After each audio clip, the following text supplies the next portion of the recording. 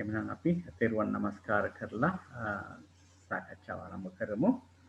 අපි අදත් එකතු වෙන්නේ ප ဋ ාණ ධර්ම සභාව මගින් පවත්වන ලබන අභිධම්මාචාර්ය උපාධි මාලාවේ 2021 අධ්‍යයන වර්ෂයේ දෙවන වසර සඳහා වන දේශනා මාලාවේ තවත් කොටසකට අපි අභිධම්ම මාතිකා තමයි සාකච්ඡා කරන්නේ. අපි තෙරුවන් නමස්කාර කරලා සාකච්ඡාව ආරම්භ කරමු. නමෝ තස්ස භගවතු අරහතෝ සම්මා සම්බුද්දස්ස නමෝ තස්ස භගවතු අරහතෝ සම්මා සම්බුද්දස්ස නමෝ තස්ස භගවතු අරහතෝ සම්මා සම්බුද්දස්ස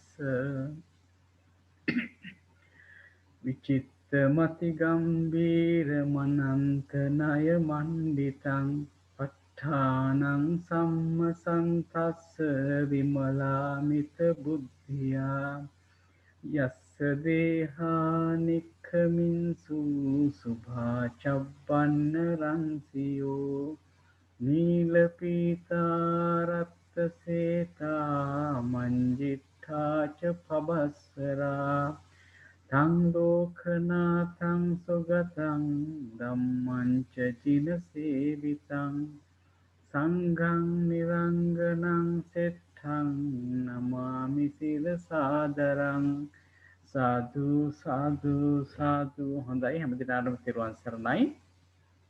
අද අපි කතා කරන්නේ 14 වෙනි ත්‍රිකය සම්බන්ධයෙන් තමයි පළමුවෙන්ම කතා කරන්නේ. කාල වේලාව අනුව අනිත් ත්‍රිකයකටත් අපිට යන්න අවස්ථාවක් ලැබෙයි. හොඳයි, මෙතනදී හීන ත්‍රිකය තමයි අපි අද දවසේ සාකච්ඡාවට මුලින්ම ගන්න. එතකොට අපි ධම්ම සංගණී ප්‍රකරණයේදී මෙන්න මේ විදිහට අපිට හීන ත්‍රිකය පෙන්වලා දෙනවා. ඒ තමයි හීනා ධම්මා, මජ්ක්‍ධිමා ධම්මා, පනීතා ධම්මා කියලා. එතකොට ඒකට සිංහල පරිවර්තන දීලා තියෙනවා හීන. වරහන් ඇතුළේ තියෙනවා ලාමක අකුසල ධර්මය. මධ්‍යම කියනකොට අවශේෂ ත්‍රිභූමික ධර්මය. ප්‍රණීත කියනකොට ලෝකෝත්තර, නැත්නම් ප්‍රණීත කියන්නේ ලෝකෝත්තර ධර්මය කියලා අපිට දීලා තියෙනවා. අපි බලමු මේක කොහොමද අභිධම්ම භාවනා පොතේ පළවෙනි පොතේ සඳහන් කරලා තියෙන්නේ කියලා. ඒ තමයි හීනා ධම්මා කියන තැන අපිට කියනවා ලාමක වූ නින්දිත අකුසල නම් වූ නිස්සත්ත්ව නිජීව පරමාර්ථ ස්වභාව ධර්මය ඇත්තා. එතකොට ඒ තමයි හීනා ධම්ම. ලාමක වූ නින්දිත අකුසල නම් වූ ධර්මය. මජ්ක්‍ධිමා ධම්මා කියලා කියන්නේ හීනද නොවූ, ප්‍රණීතද නොවූ, මධ්‍යම නම් වූ නිස්සත්ත්ව නිජීව පරමාර්ථ ස්වභාව ධර්මය තමයි මේ මජ්ක්‍ධිමා ධම්මා කියන්නේ.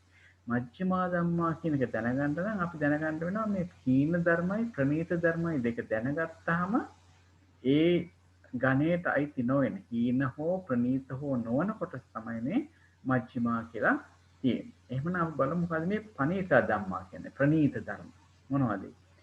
උත්තමාර්ථයෙන් ප්‍රණීත නම් නිස්සත්ත්ව නිජීව පරමාර්ථ ස්වභාව ධර්ම ඇත්තා. මේ උත්තමාර්ථයෙන් ප්‍රණීත කියන නිස්සත්ත්ව නිජීව ස්වභාව ධර්මය තියෙනවා කියලා අපිට පෙන්වලා දෙනවා.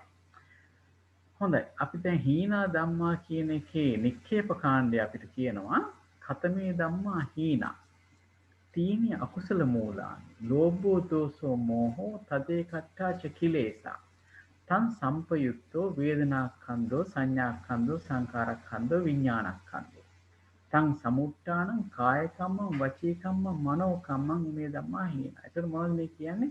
තීනි අකුසල මූලානි. මොනවද අකුසල මූල තුන කිව්වේ? ලෝභ දෝස මෝහ. ලෝභෝ දෝසෝ මෝහ. තදේ කට්ඨාච කිලේසා. ඒකත් එකට යෙදිච්ච කෙලෙස්. ඒත් එක්කම සංප්‍රයුක්ත වෙච්ච වේදනාස්කන්ධ, සංඥාස්කන්ධ, සංකාරස්කන්ධ, විඥානස්කන්ධ. අන්න ඒ ටික තමයි මේ. ඒ වගේම යම් කිසි ඒත් එක්ක උපදින කාය කර්මයක් තියෙනවා නම්, වචී කර්මයක් තියෙනවා නම්, මනෝ කර්මයක් තියෙනවා නම් ඒ තමයි හීන ධම්ම කියලා පැහැදිලි කරලා තියෙන්නේ.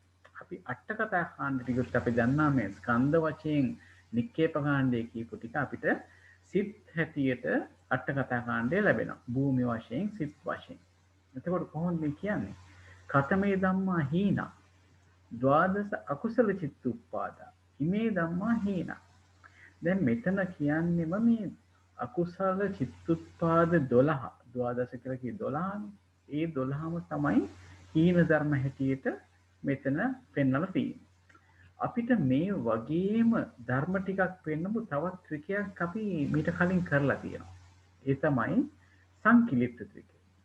සංකිලිට්ඨ ත්‍රිකයේදී මතකද? සංකිලිට්ඨ සංකිලේශිකා ධම්මා කියන තැන එතනත් කිව්වා නික්කේප කාණ්ඩේ තීනි අකුසල මූලානි ලෝභෝ දෝසෝ මෝහෝ තදේ කට්ඨාච කිලේසා සංසම්පයුක්තෝ වේදනාක්ඛන්‍දෝ විඥානක්ඛන්‍දෝ දක්වා ඊට පස්සේ සංසම්මුට්ඨාන කාය කම්ම වචී කම්ම මනෝ කම්ම හිමේ ධම්මා සංකිලිට්ඨ සංකිලේශිකා කියලා කිව්වා.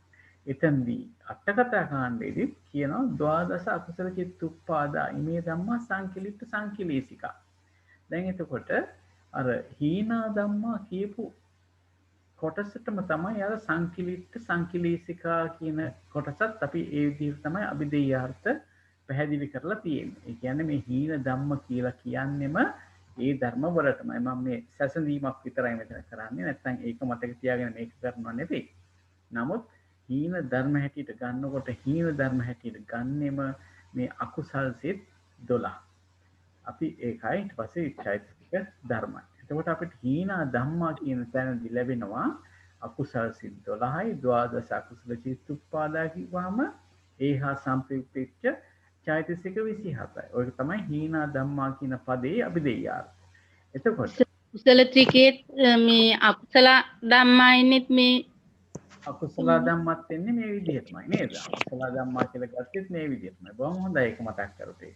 නමුත් මෙතන තියෙන විශේෂත්වය තමයි මේ ත්‍රිකේ පුරාම සංකිලිට්ඨ ත්‍රිකේ තියෙන ධර්මතාවම තමයි වෙනත් ආකාරයකින් අපිට මතු කර දෙන්නේ. ඒ කියන්නේ බුදුරජාණන් වහන්සේගේ ධර්ම දේශනා විලාසය මේ එකම ධර්මයක් නොයෙකුත් පැති වලින් බලන විදිහක් මේ තියෙන්නේ.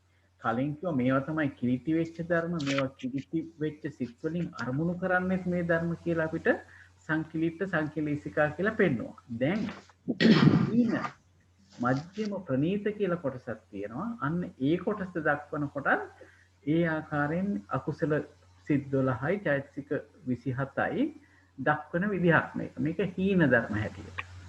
හොඳයි. මෙතනදී කොච්චරක් තියෙනවද ස්කන්ධයෝ මේ අකුසල සිත් 12යි සම්ප්‍රයුක්ත චෛතසික 27යි? ස්කන්ධ 4යි. ස්කන්ධ 4යි නේද? රූපස්කන්ධය නැති හින්දා ඉතිරි නාමස්කන්ධ 4 අපිට ලැබෙනවා. ඒ කොහොමද නාමස්කන්ධ අපිට ලැබෙන්නේ?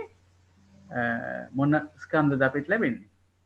වේදනා චෛතසිකේ වේදනා ස්කන්ධයයි සංඥා චෛතසිකේ සංඥා ස්කන්ධයයි තත්සම්ප්‍රයුක්ත චෛතසික 25 සංස්කාර ස්කන්ධයයි අකුසල් සිත් 12 විඥාන ස්කන්ධයයි. අපි කියන්නේ මේ චෛතසික 27න් වේදනා චෛතසික වේදනා ස්කන්ධය ආදී වශයෙන් අපිට කියන්න පුළුවන්. ඒක බොහොම හොඳයි කීප එක. එතකොට ආයතනය ආයතන දෙකයි. මොනවද? අනායතනයයි ධම්මායතනයයි. අනායතනයට යන්නේ අකුසල් සිත් 12 මනායතනයේ චෛතසික 27 ධම්මායතනයේ. හරි. බොහොම හොඳයි. එතකොට ධාතු කීයක් තියෙනවද මෙතන? ධාතු දෙකයි. මනෝ විඥාන ධාතුවයි අන්න හරි.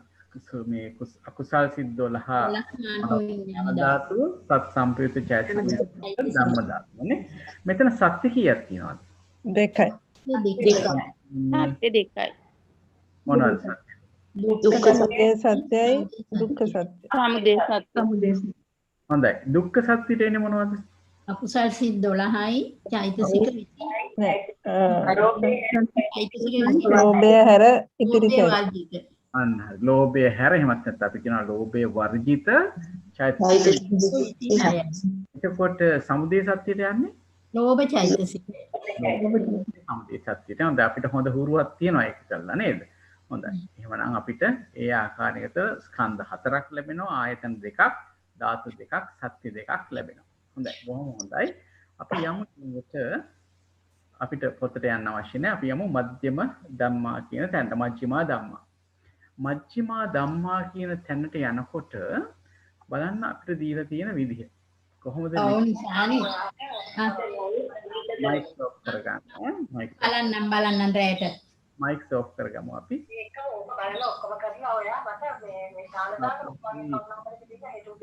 හරි කමන්නේ.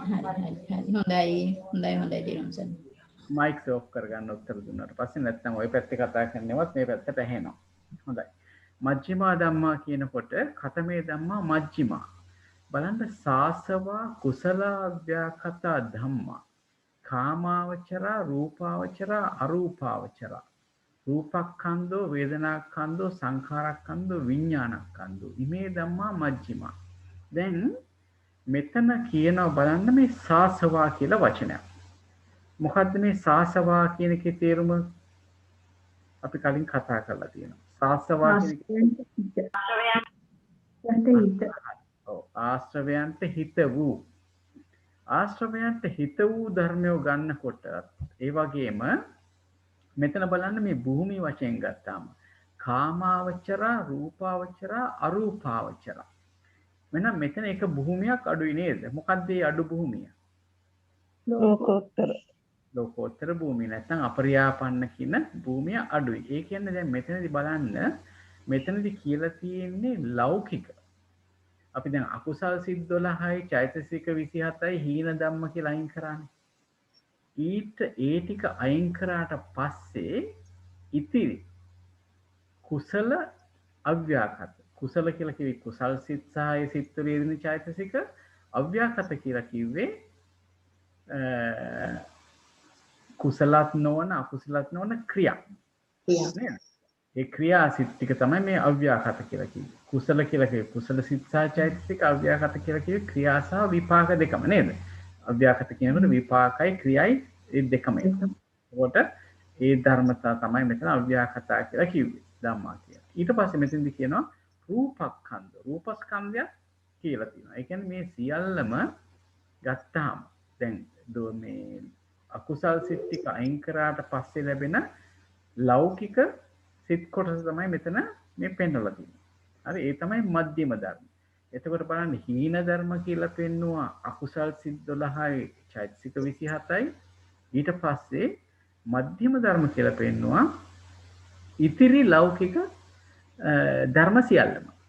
එතකොට මෙතනින් අයින් වුණේ මොකද්ද? මේ අපරියාපන්න කියන එහෙමත් නැත්නම් ලෝකෝත්තර ධර්මයන් ටික තමයි මෙතන ඉවත් වෙලා තියෙන්නේ. එහෙනම් අපිට පේනවා එක කෙලවරක් වෙන්නේ හීන ධර්ම හැටියට අකුසල ධර්ම ටික පනීත ධර්ම හැටියට අයින් කරගන්න වෙන්නේ.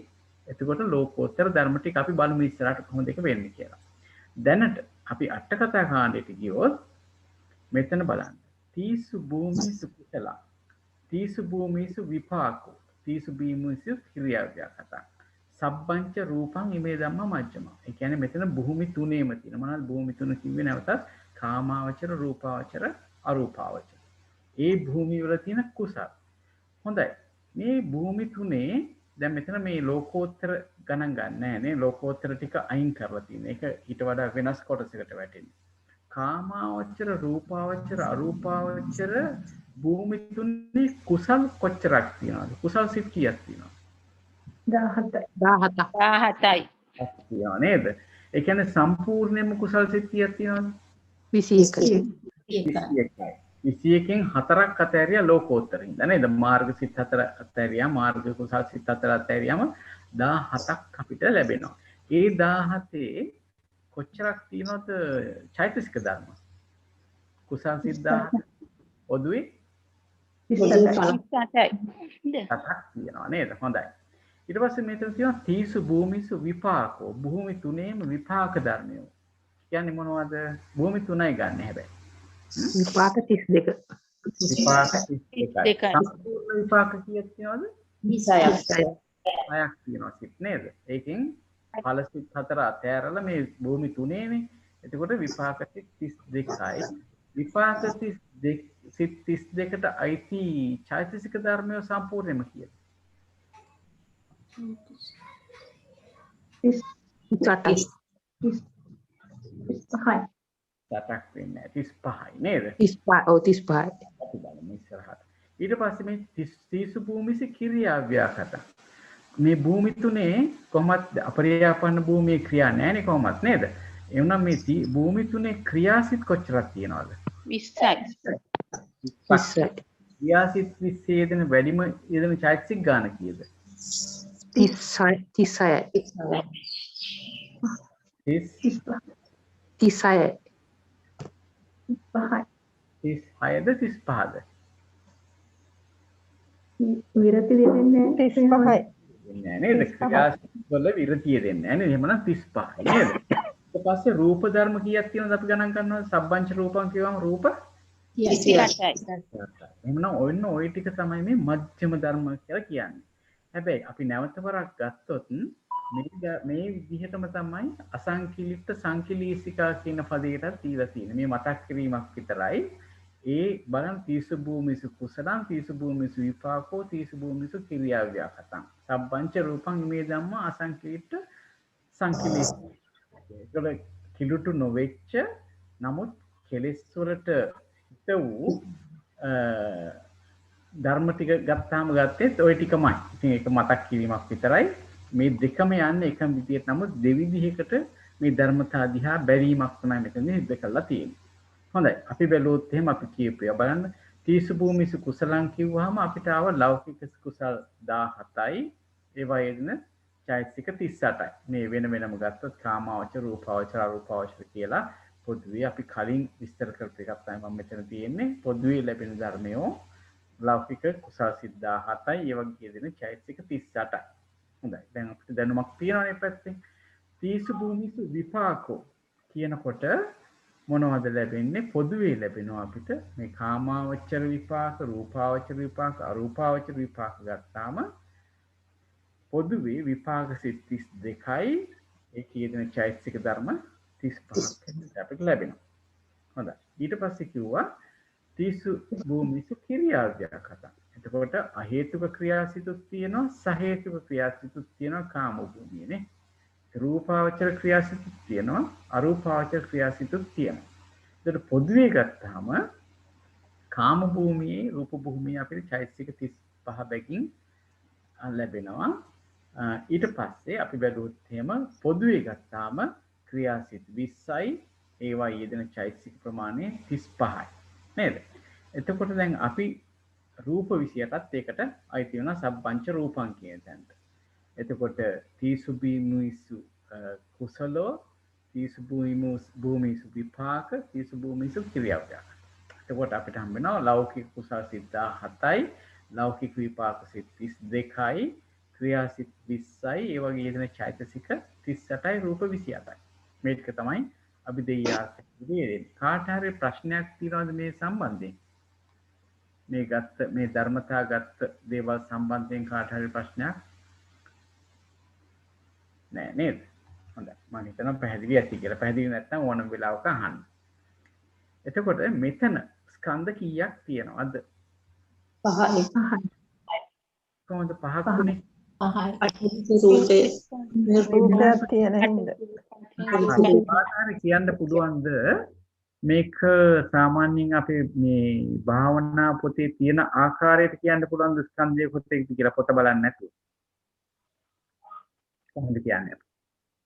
රූප විදියට රූපස්කන්ධය රූපස්කන්ධේ චෛතසික 34 වේදනාව වේදනාස්කන්ධය චෛතසික 34 සංඥාව සංඥාස්කන්ධය සංඥායිසිකේ සංස්කාරස්කන්ධය ලෞකික පිටසිත 17යි විපාක සිත් 32යි ක්‍රියාසිත 30යි විඥානස්කන්ධය. බොහොම හොඳයි. බොහොම හොඳයි. එතකොට ආයතන ගත්තොත් කොහොමද අපි ආයතන කියන්නේ? 12. ආයතන 12යි. ආයතන 12 පුළුවන්ද භාවනා පොතට අනුව ඒ ආයතන 12 කියන්නේ? කාට හරි පුළුවන්? රූප 28 අතුරින් චක්කු ප්‍රසාදේ චක්කායතනයයි, සෝත ප්‍රසාදේ සෝතායතනයයි, ගාන ප්‍රසාදේ ගානායතනයයි, ජීවහා ප්‍රසාදේ ජීවහායතනයයි, කාය ප්‍රසාද රූපේ කායායතනයයි, වර්ණ රූපේ රූපායතනයයි, ශබ්ද රූපේ සද්දායතනයයි, ගන්ධ රූපේ ගන්ධායතනයයි, රස රූපේ රසායතනයයි, ස්පර්ශ පඨවි තේජෝ වායෝ පඨවි තේජෝ වායෝ තේජෝ වායෝ භූතස්සේ සංඛ්‍යාත පොට්ටම්බායතන. ස්පර්ශ රූප පොට්ටබ්බායතනෙ වේ.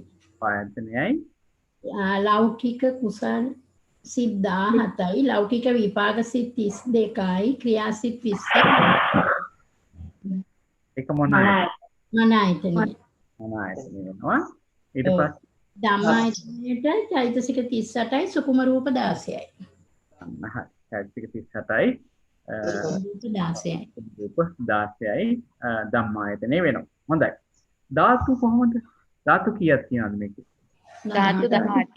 18යි. එහෙනම් මට වෙන කෙනෙක් කියන්න කොහොමද අපි ධාතු 18 විස්තර කරන්න කියලා සාමාන්‍ය මුලේ නම් අනුපිළිවෙල හරි රූප විද්‍යාත්මකයෙන් චක්කු ප්‍රසාදේ චක්කු ධාතු, සෝත ප්‍රසාදේ සෝත ධාතු, කාය ප්‍රසාදේ ඥාන ධාතු, ජීව ප්‍රසාදේ ජීව ධාතු, කාය ප්‍රසාදේ කාය ධාතු, වර්ණ රූපේ රූප ධාතු, සත්ත්ව රූපේ සත්ත්ව ධාතු, ගන්ධ රූපේ ගන්ධ ධාතු, රස රූපේ රස ධාතු, පඨවි තේජෝ වායෝ වේපස්ස සංඛ්‍යාත ස්පර්ශ රූපේ පොට්ටස්ස ධාතු. චක්කු විඥාන දේශිත චක්කු විඥාන ධාතු, විඥාන දේශිත විඥාන ධාතු, ඥාන විඥාන දේශිත ඥාන විඥාන ධාතු, විභව විඥාන දේශිත විභව විඥාන ධාතු, කාය විඥාන දේශිත කාය විඥාන ධාතු. පංචස්කාරවචන සිතයි සංකප්පන සිතයි මනෝ ධාතුව. ලෞකික කුසල් සිත් 17යි ඉතිරි ලෞකික විපාක සිත් 19යි ලෞකික ක්‍රියා සිත් 20යි මනෝ විඥාන ධාතුව. චෛතසික 38යි සුකුම රූප 16යි ධම්ම ධාතුව. බොහොම හොඳයි. ඒ විදිහට තමයි ඒක කරන්න. අපි ඉඳලා හිටලා ඒ විදිහට සම්පූර්ණයෙන් බලමු. හොඳයි. දැන් අපිට උත්තර දීපු නැති කෙනෙක් කියන්නකෝ බලන්න මෙතන සත්‍යෝ කී දෙනෙක් ඉන්නවද කියලා. සත්‍යෝ කෙතෙක්? සත්‍ය එකයි. සත්‍ය වශයෙන් එකයි. ඇයි ඒකයි කියලා කිව්වේ? ලෞකික කුසල් සිත් 17යි ක්‍රියා සිත් විපාක සිත් 32යි ක්‍රියා සිත් 20යි රූපයයි දුක්ඛ සත්‍යයි. මේක ලෞකික ධර්ම දිහා බලනකොට අපිට අනිවාර්යෙන් බලන්න වෙන්නේ සත්‍ය දෙකක් ගැන. හැබැයි මෙතනදී ලෝභය කියන සමුදය සත්‍ය යෙදෙන තැනක් නැති හින්දා ලෝභය නැති හින්දා අපිට එක සත්‍යයක් තමයි හම්බුනේ නේද? හොඳයි. අපිට භාවනා පොතට යන්න ඕනේ නැහැ. දැන් හැමෝටම මම හිතනවා හොඳ විස්තරයක් මේ ආස්තෙන් තියෙනවායි කියලා. හොඳයි. අපි හැබැයි මෙහෙම එකක් තියෙනවා. මෙතන භාවනා පොතේ පොඩි හදා ගැනීමක් හදා ගන්න වෙනවා. මෙන්න මේ 19 වෙනි ඡේදය ගත්තා. මේ ත්‍රිකේ යට ත්‍රිකේ 19 වෙනි ඡේදය ගත්තාම මෙතනට යොදා ගන්න සත් සම්ප්‍රයුක්ත චෛතසික 830ද කියන එක මෙතන යොදා ගන්න. එතකොට ඒක සම්පූර්ණ වෙයි. හොඳයි. අපිට යන්නේ ඒ විදිහට තමයි මජ්ක්‍ධිමා ධම්මා කියන එක පැහැදිලි කරගන්න පුළුවන්. අපිට ඊළඟ තියෙන්නේ පණීතා ධම්මා. මොකද්ද මේ පණීතා ධම්මා කියලා කියන්නේ? අපි දැනටමත් අපිට තියෙන පොඩි හැඟීමක්. මොකද්ද මේ පණීතා ධම්මා කියන්නේ? කතමේ ධම්මා පණීතා. අපරියාපන්නා මග්ගාච මග්ග ඵලානීච අසංකතාච ධාතු. මේ ධම්මා පණීතා. කාටද කියන්න පුළුවන් මේකේ සිංහල පරිවර්තනය?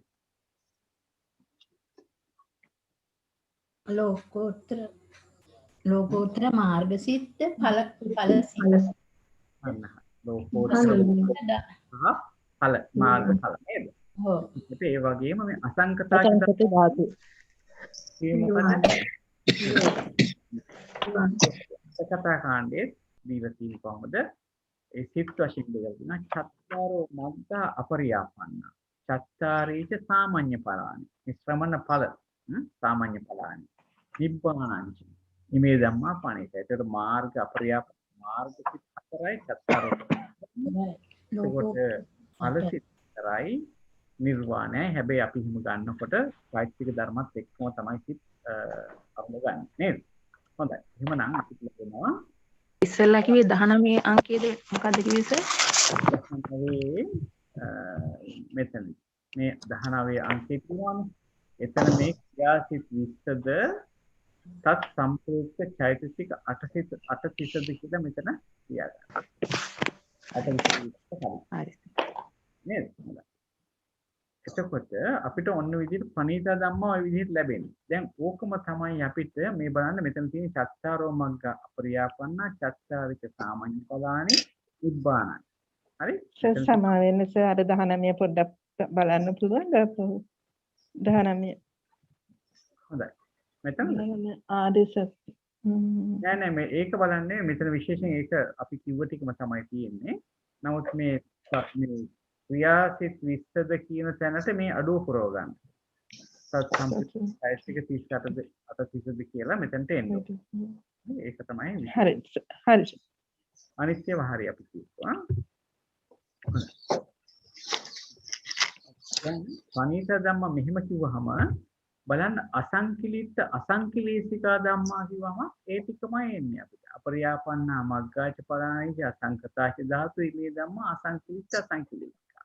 මෙතනත් කියනවා අට කතා කාණ්ඩේ චත්තාරෝ මග්ගා අපරියාපන්නා චත්තාරික සාමාන්‍ය පදානේ නිබ්බානයි. ඒ කියන්නේ මේ එකම ධර්මතාව තමයි විවිධාර්ථයෙන් මේ ආපපාරක් අපිට බලලා තියෙන්නේ. අපි දැන්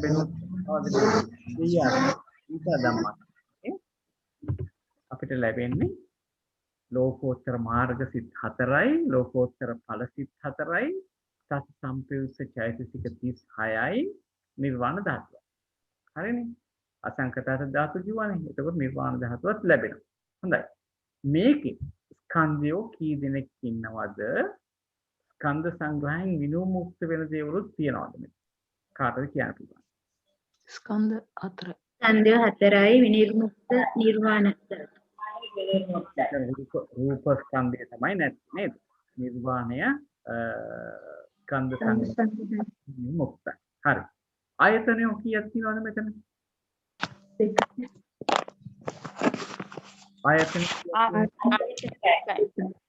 ආයතන දෙකයි. මොනවද ආයතන දෙක?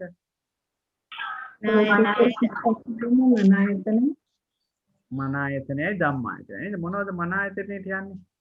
ලෝකෝත්තර සිත්. ලෝකෝත්තර සිතට. හරි. ලෝකෝත්තර සිතට මන ආයතනය වෙනවා. මාර්ග සිත් 4යි ඵල සිත් 4යි. ඒකෝට ධම්ම ආයතනය වෙන්නේ චෛතසික 36යි නිර්වාණය.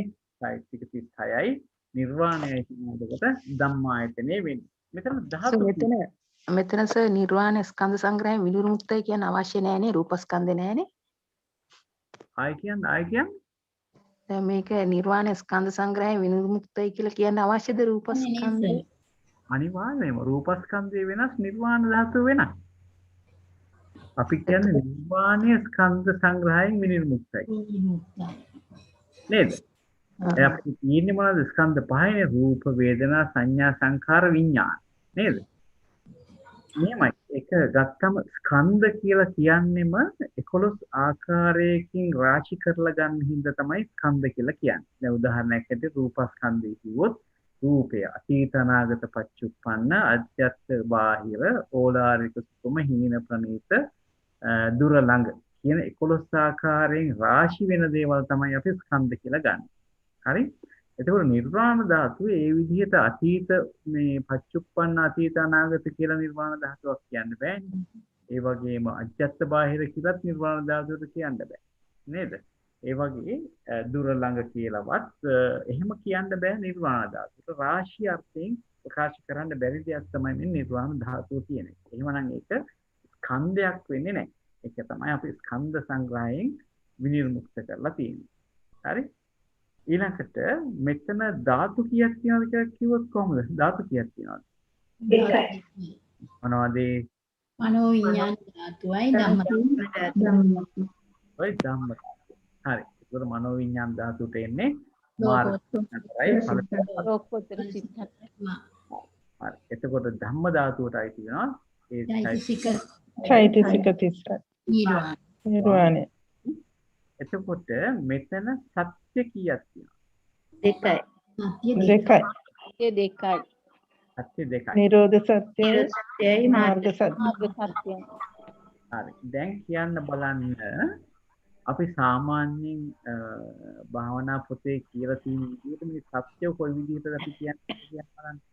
සත්‍ය දෙකයි කියලා කිව්වා. එතකොට මොනවද ඒ තියෙන සත්‍ය දෙක කිව්වේ? මාර්ග සත්‍යයි නිරෝධ සත්‍යයි නේද? කියන්න බලන්න මේ අපි කියමුකෝ නිරෝධ සත්‍යය මාර්ග සත්‍යය කියලා. එහෙමනේ අපි කියන්නේ නේද? දුක්ඛ සත්‍ය, සමුදය සත්‍ය, නිරෝධ සත්‍ය මාර්ග. එහෙනම් ඉතල නිරෝධ සත්‍ය කියන්නේ මොකද්ද? නිර්වාණ ධාතුව. නිර්වාණ ධාතුව. නිර්වාණ ධාතුව නිරෝධ සත්‍යයි. හරි? එතකොට මාර්ග සත්‍ය වෙන්නේ මොනවද? මාර්ගයට මාර්ග අට එක්වරක්ද සම්මා සංකප්පය වාචා කම්මන්ත රට දෙන එක්වරක්ද සද්දෙන හතරවරක්ද සකදාගාමී මාර්ගාංග 8 දින එක්වරක්ද 7 දින 4 වරක්ද අනාගාමී මාර්ගාංග 8 දින එක්වරක්ද 7 දින 4 වරක්ද කියන ධර්ම මාර්ග සත්‍ය. ඊට පස්සේ අපි තවත් ඔක විස්තර කරනවා නේද? සත්‍ය විනිර්මුක්ත කරනවා උත්පාද 29යි පරිචිත්තෝත්පාද 37යි සත්‍ය විනිරුක්ත. හරි. එතකොට බොහොම හොඳයි. එතකොට මට කවුරු හරි කියන්න දැන් අපි දැන් මෙතන සඳහන් කරේ ඒ මාර්ගසිතවල යෙදෙන සෝවාන් ආදී වූ මාර්ග චිත්තයන්ගේ යෙදෙන සම්මා දිට්ඨිය ආදී වූ මාර්ග අංගයෝ 8 දින එක්වරක්ද 7 දින 4 වරක්.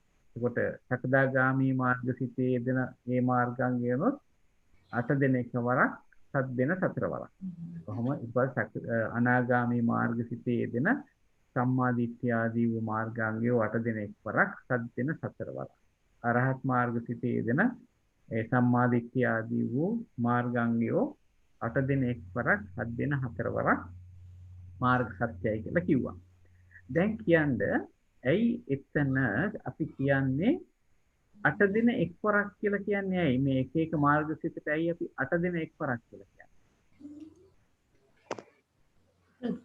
පළවෙනි ධානයේ 8 දින එක්වරක් විතර්කයටම තියෙන පළවෙනි ධානයේ විතරයි. විතර්කයේ පළවෙනි ධානයේ තියෙනවා. ඒ නිසා 8ම කියනවා. සම්මා සංකප්පය ඇතුළු. අපි ඉගෙන ගත්තා මේ චිත්තුප්පාද කාණ්ඩයේදී නේද? කොහොමද ඉගෙන ගත්තේ? ශුෂ්ක විදර්ශකේකට මාර්ගසිත පහළ වෙනකොට ඒක පහළ වෙනකොට ප්‍රථම ධානයේ අංග ඒ ආකාරයෙන්ම ලැබිලා තමයි පහළ වෙන්නේ නේ. ඒ මාර්ගාංග මේ ප්‍රථම ධානාංග ධානාංගත් එක්ක පහළ වෙන්නේ. එතකොට මේ ප්‍රථම ධානාංග කියලා කියන්නේ විතක්ක විචාර ප්‍රීති සුඛ ඒකාග්‍රතාව කියන අංග පහත් එක්ක තමයි සිත පහළ වෙන්නේ. හරි ඒක ධාන සිතක් ආකාරයෙන්මයි පහළ වෙන්නේ කියලා කිව්වා නේද? ඒක ඉගෙන ගන්න ගිය සතියේ. එතකොට ඊළඟට අපි හිතුවොත් එහෙම ප්‍රථම ධානයේ සමත වශයෙන් දියුණු කරපු යෝගියෙක් ඒ සමත වශයෙන් දියුණු කරලා පුහුණු කරලා තියෙන කෙනෙකුට මේ මාර්ගසිත ඇති වෙනකොට ඒක ඇති වෙන්නේ ඒ ධාන අංග අනුවම ඒ ධාන සිතක ආකාරයෙන්ම තමයි ඇති වෙන්නේ නේ. එතකොට එතනදිත් අපිට ඒ ලෝකෝත්තර මාර්ග අංග 8ම ඒ සිතේ යෙදෙනවා. නමුත් ඉහළ ධාන පාදක කරගෙන හරි ඒ පුහුණු කරලා සමත වශයෙන් වඩපු කෙනෙක් හරි එහෙම වඩනකොට ඒ තමන් පුරුදු කරපු සමත භාවනාව අනුවම තමයි ඒ ආකාරයෙන් ලෝකෝත්තර සිත් පහළ වෙන්නේ කියලා අපි ඉගෙන ගත්තා නේ. එහෙමනම් ඒ අවස්ථාවේදී විතර්ක චෛතසිකය ඒ දෙවනි තුන්වෙනි හතරවෙනි පස්වෙනි කියන ධ්‍යාන සිත්වල නැති හින්දා ඒ අනුව පහළ වෙන ලෝකෝත්තර සිත්වලත් විතර්කයේ කියන චෛතසිකය නැහැ. ඒ කියන්නේ සම්මා සංකප්පය කියන එක එතන නැති වෙලා තියෙන. ඒකයි අපි කියන්නේ සම්මා සංකප්පය වර්ජිත. මේ මාර්ගාංග 7 දෙන 4 වරක් කියලා. හොඳයි. මම හිතනවා ඒක පැහැදිලි කියලා. ඒකට යමක් එකතු කරන්න තියෙනවා නම් කාට උනත් එකතු කරන්න පුළුවන්. ඒ ආකාරයෙන් තමයි අපි ගන්න. එතකොට මෙතන සත්‍ය විනිර්මුක්ත වෙන්නේ මොනවද කියනකොට අපි දන්නවා මාර්ගසිතේ මාර්ගාංගයන් ඇරෙන්නේ ඉතිරි සිත් සහ මාර්ගසිතත් ඉතිරි චෛතසික 28ක් ගත්තොත් 28යි 8යි 36යි 36න් මාර්ගාංග 8 අඩු කරාම 28ක් ලැබෙනවා. ඒකට සිත් හතරම එකක් කරලා එකතු කරාම අපිට ලැබෙනවා 29ක්. ඒකයි අපි ඒ මාර්ග චිත්තුප්පාද 29 කියලා කියන්නේ. ඒකට ඵල චිත්තුප්පාද 37 කියලා කියන්නේ මේ චෛතසික 36ට ඵල සිත් 4 එකක් හැටියට අරගෙන එකතු කරලා තමයි අත කියලා කියන්නේ. පටිච්චසමුප්පාදෝ අත කියන එක එතකොට ඒකත් සත්‍ය විනිර්මුක්තයි කියලා කියන එක දුක්ඛ සත්‍යයට දාන්නත් බෑ, සමුදය සත්‍යයට දාන්නත් බෑ, මාර්ග සත්‍යයට දාන්නත් බෑ, නිරෝධ සත්‍යයට දාන්නත් බෑ. ඒ විනිර්මුක්තයි කියලා කියනවා. හොඳයි. අපි බැලුවොත් මේ ත්‍රිකය ගත්තී මොනවද ත්‍රිකේ? හීනා ධම්මා, පනීසා ධම්මා, හීනා ධම්මා, මජ්ක්‍ධිමා ධම්මා, පනීසා ධම්මා. ඒක අපි කියව හීන ත්‍රිකය කියලා. එතකොට මේ ත්‍රිකය නිප්පදේශ ත්‍රිකයක්ද සප්පදේශ ත්‍රිකයක්ද? නිප්‍රදේශ ටිකයක්. ඇයි අපි නිප්පදේශයි කියලා කියන්නේ? සියලු පරමාර්ථ සියලු පරමාර්ථ ධර්ම අඩංගු වෙනවා නේ. සියලු පරමාර්ථ ධර්ම මේකේ ඇතුළත් වෙච්ච හින්දා අපිට නිප්පදේශ ත්‍රිකයක් කියනවා. මේක ආදිලබ්ධ නාම ත්‍රිකයක්ද සර්වලබ්ධ නාම ත්‍රිකයක්ද? ආදිලබ්ධ. ආදිලබ්ධ නාම. හේතුව මුල් පදයෙන් පළවෙනි පදයෙන් නම් නම් වෙන්නේ. නම් නැති හේයි. හීනා ධම්මා තමයි පළවෙනි පදේ. මේකට කියන්නේ හීන ත්‍රිකය කියලා. එහෙමනම් පළවෙනි පදයෙන් තමයි මේකට නම දීලා තියෙන්නේ. එහෙමනම් ඒක ආදිලබ්ධ නාම ත්‍රිකයක් වෙනවා. හොඳයි. අපි එතකොට මේ ආකාරයෙන් තමයි මේක විසඳගත්තේ. ඉතින් බොහොම හොඳයි. මම හිතනවා හැමෝටම වගේ තේරෙන්න ඇති කියලා. නමුත් ප්‍රශ්නයක් මුකුත් තියෙනවා නම් ඒකට අහන්න අවස්ථාවක් තියෙනවා දැන්. හොඳයි. මම හිතනවා තේරෙනවා ඇති කියලා. දැන් සෑහෙන කොටසක් අපි කරලා තියෙන හින්දා ඒ රටාවටමයි යන්නේ. අපි කියන්නේ ප්‍රශ්නයක් මුකුත් තියෙනවද? නෑ. ඊළඟට අපිට ලැබෙනවා මිච්ඡත්ත ත්‍රිකය. මිච්ඡත්ත. අපි අහලා තියෙනවා මිච්ඡත්ත කියන වචනේ. අපි බලමු කොහොමද මේක මේ ත්‍රිකයෙන් විස්තර කරන්නේ කියලා. හොඳයි. මම හිතනවා මට නම් පදේ මෙතන හොඳයි. මේකේ තියෙන්නේ පද තුන මම කියන්න මගේ ස්ලයිඩ් එක මම හිතනවා ඇවිල්ලා තියෙන්නේ. මිච්ඡත්ත නියතා ධම්මා, සම්මත්ත නියතා ධම්මා, අනියතා ධම්මා. ওই ටික තමයි පද තුන. මොනවද මේ පළවෙනි පදේ තියෙන මිච්ඡත්ත නියතා ධම්මා. ඊළඟට සම්මත්ත නියතා ධම්මා. ඊළඟට අනියතා ධම්මා. හරි? එතකොට මොකද්ද මේ මිච්ඡත්ත නියතා ධම්මා කියලා මේ භාවනා අභිධර්ම භාවනා පොතේ සඳහන් කරලා තියෙනවා අපිට විපරීත ස්වභාව ඇති බැවින් චුතියට අනතුරුවම විපාක දීම නියත කොට ඇත්තා වූ නිස්සත්ත්‍ය නිජීව පරමාර්ථ ස්වභාව ධර්මයෝ ඇත්තා කියලා කියනවා. දැන් බලන්න මේ විපරීත ස්වභාව. විපරීත ස්වභාවය කියලා කියන්නේ අපි කියනවා විපරීත සංඥා කියලා කොටසක් අපි අහලා තියෙනවා. ඒ කියන්නේ අසුබදී සුබයි කියලා ගන්නවා නම් අපි ඒකට කියනවා විපරීත සංඥාවක් කියලා. ඒ කියන්නේ විපරීත කියලා කියන්නේ ඒක නිකන් විකෘති වෙච්ච කෙනාක්. මේ විකෘති ස්වභාවයක් තියෙන ධර්මයක්. විකෘති ස්වභාවයේ නිසාම චුතියට අනතුරුවම විපාක දීම නියත කොට ඇති ධර්ම තමයි මේ මිච්ඡත්ත නියතා ධම්මා කියලා කියන්නේ. ඒ වගේම සම්මත්ත නියතා ධම්මා කියලා කියන්නේ අවිපරීත ස්වභාවය ඇති බැවින් තමාගේ පැවැත්මට අනතුරුවම විපාක දීම ඒකාන්ත නියත කොට ඇත්තා වූ නිස්සත්ත්‍ය නිජීව පරමාර්ථ ධර්ම. දැන් කාට හරි කියන්න පුළුවන්ද මෙතනදී මේ දෙක දෙවිධයකට විස්තර කරලා තියෙනවා. එකක් කියනවා මේ චුතියට අනතුරුවම විපාක දීම කියලා විස්තර කරලා තියෙනවා. අනිත් එක කියලා තියෙනවා තමාගේ පැවැත්මට අනතුරුවම විපාක දීම කියලා. මොකද්ද මේ දෙකේ තියෙන වෙනස කියලා කියන්න පුළුවන්ද කාට හරි? ප්‍රතිසන්දි ප්‍රවෘත්ති දස. ඔව් එතකොට මේ චුතියට අනතුරුවම විපාක දෙනවා කියන එකේ තේරුම මොකක්ද? නියත වශයෙන්ම චුතියට අනතුරුව විපාක දෙයි. කියන්නේ මරණයත් කියන්නේ චුතිය කියලා කියන්නේ මෙතන ජීවිතයක් නේද? ඒකෙන් පස්සෙම ඒ කියන්නේ මරණයෙන් පසුවම අනතුරුව කියන අතරක් නැතුව. ඒ කියන්නේ ආයේ ඒකට ඉඩ කඩක් නැහැ. ඊළඟ චිත්තක්ෂණේම විපාකේ ගෙන දෙනවා. හැබැයි ඒ ගෙන දෙන්නේ මේ චුතියට අනතුරුව. එතකොට මේ විපාකේ මොකක් වෙන්න ඕනේද? ප්‍රතිසන්දියක් වෙන්න ඕනේ නේද? මේ චුතියට අනතුරුවම වෙනවා නම් ප්‍රතිසන්දියක් නේද? එහෙනම් චුතියට අනතුරුවම ප්‍රතිසන්දි විපාකයක් මෙතනදී ලබා දෙනවා. ඒක නියතයි. ඒක නියත කොට ඇත්තා. කාටද හිතන්න පුළුවන් මේ මොකක්ද මේ චුතියට අනතුරුම විපාකයක් දෙනවා කියන එකේ තේරුම කියලා? කියන්නේ නියත වශයෙන්. පංචානන්තරාදී අනන්තරීය පාප කර්ම ඵල දීම. ඔව් පාප බොහොම කුසල කර්ම. මිත්‍යා දෘෂ්ටිය නියත මිත්‍යා දෘෂ්ටිය වගේ නේද? එහෙම වුණාම චුතියට අනතුරුවම විපාකයක් ගෙන දෙනවා මේ නිරේ සහ මේ ඒ වගේ නේද? නරක විපාකයක් ගෙන දෙනවා. සම්මත්ත නියතා කියනකොට මේ පැවැත්මට අනතුරුවම විපාකය ඒකාන්තයි. මොකද්ද මේ ප්‍රවෘත්ති කියන්නේ? විපාක ප්‍රවෘත්ති විපාක එහෙමයි. පැවැත්මට අනතුරුවම. දිට්ඨ ධම්ම වේදිනිය. යහපත් පැවැත්මට තමාගේ යහපත් පැවැත්මට අනතුරුව ඒ විපාක ලැබේ. ආයි කියන්නේ යහපත් පැවැත්මට අනතුරුවම ඒ විපාකය ලබා දීම. එහෙම අනතුරුවම කියනකොට බලන්නකො ආයේ මේ ඒක ඒ මේ කරන දෙයි විපාකයයි අතර ආයේ මොකක්වත් සිතක්වත් පහළ වෙන්නේ නැහැ. ඒ දෙක ditta dhamma vedaniya ditta dhamma vedaniya කර්මයක් දැන් කර්මයක් කරොත් තව අවුරුදු කාලික විතර මාර්ගසිත අකාලික මාර්ගසිතට අනතුරුවම විපාකයක් ලැබෙනවද? ඵලසිත ලැබෙනවා නේද? එහෙනම් එහෙම දෙයක් වෙන්න ඕනේ. අනියත ධම්මා කියලා කියන්නේ ඒක විපරීත ස්වභාවයෙන් හෝ අවිපරීත ස්වභාවයෙන් අනේකාන්ත වූ නිස්සත්ත්‍ය නිජීව පරමාර්ථ ස්වභාවය ඇත්තයි කියලා කියනවා. එතකොට අනියත ධර්ම කියලා කියන්නේ අර විදිහට අපිට ඒකාන්ත වශයෙන් කියන්න බෑ මේ චුතියට පස්සේ විපාකයක් දෙනවා කියලා කියන්නත් බෑ. ඒ වගේම තමාගේ පැවැත්මට අනතුරුවම විපාකය දෙනවා කියලාත් ඒකාන්තයෙන්ම කියන්න බෑ. හරි? නියත වශයෙන්ම කියන්න බැරි ධර්ම කියනවා. අන්න ඒවට කියනවා අනියත ධර්ම කියලා.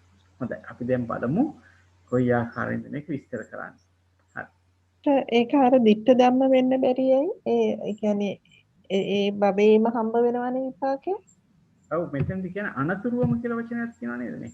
පැවැත්මට අනතුරුව කියන්නේ මොකක්ද? ඒ කියන්නේ මේ මොහොතම කියන එක. ඒ චිත්ත කියන්නේ අතොරක් නැතුව කියන්නේ. අනතුරු කියලා කියන්නේ අතොරක් නැතුව. කියන්නේ ඒක අතර තව එකක් පහළ වෙන්නේ නැහැ. හරි. අන්න ඒ විදිහට තමයි මෙතන සඳහන් වෙලා තියෙන්නේ. මම හිතනවා මගේ ඊළඟ ස්ලයිඩ් එකේ පොඩි අඩුපාඩුවක් තියෙනවා. හරි. මිච්ඡත්ත නියතා ධම්මා කියනකොට මෙතන මේ හරි. හරි සමානයි. මිච්ඡත්ත නියතා ධම්මා කියනකොට මෙන්න මේ විදිහට සඳහන් කරලා තියෙනවා. මම හිතන්නේ හිතපු විදිහ බොහොම හරි. හරි මොකද චුතියට අනතුරුවම විපාකය ගෙන දෙනවා කියලා කිව්වේ. එහෙමනම් බලන්න මේ චුතියට අනතුරුවම විපාකය කොහොමද ගෙන දෙන්නේ? පංච කම්මානි ආනන්තරිකානි. පංච කම්මානි ආනන්තරිකානි. මොකද්ද මේ කියන්නේ? ආනන්තරිය පාප කර්ම කීයක්ද? නැත්නම් අපි කියනවා පංචානන්තරිය පාප කර්ම කියලා නේද? ඔව් ඊළඟට කියනවා යාච මිච්ඡා දිට්ඨි නියත.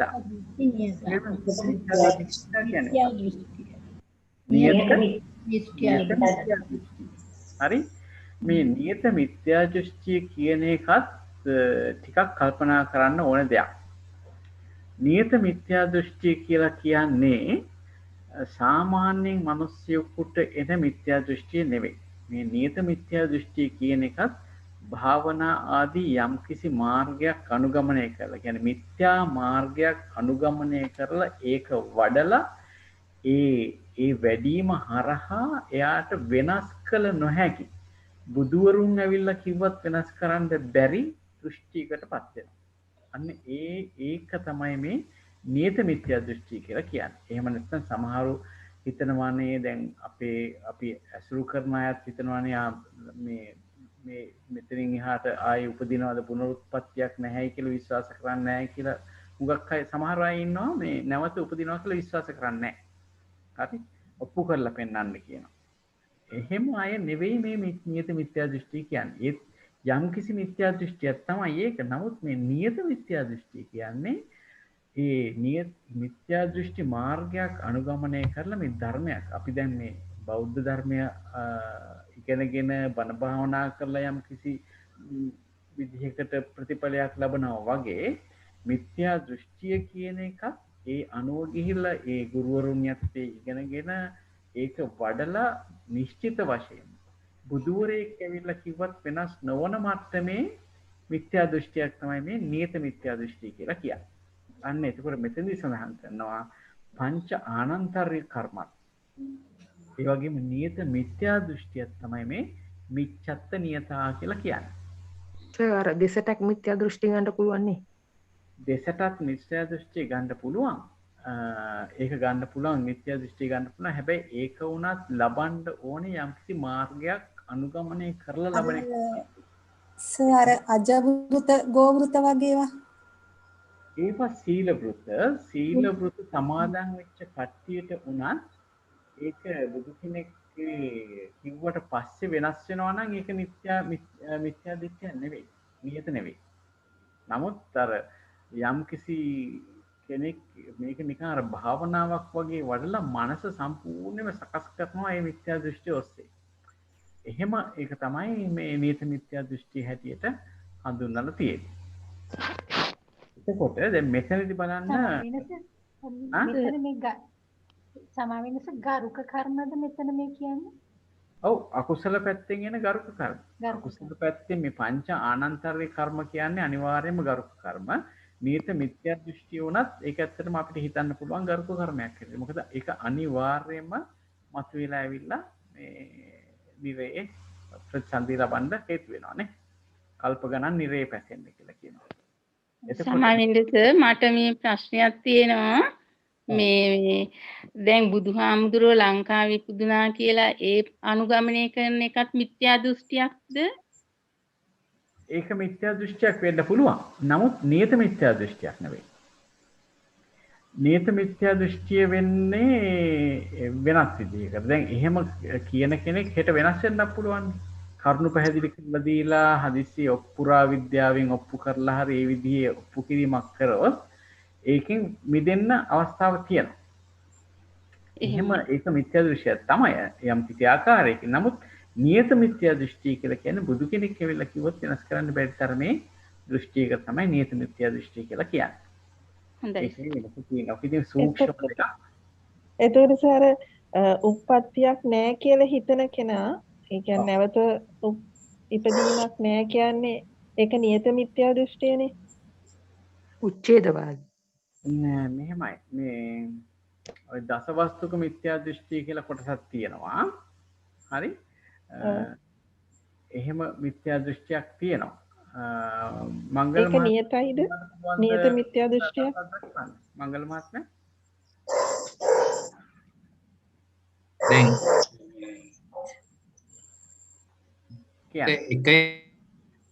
ඒක දෘෂ්ටි එතකොට ඒ හැම අවස්ථාවකමත් හැම එක නියත වෙන්නේ නැහැ. නියත වෙන්නේ නියතවම අපාය ගන්න ශක්තිය තියෙන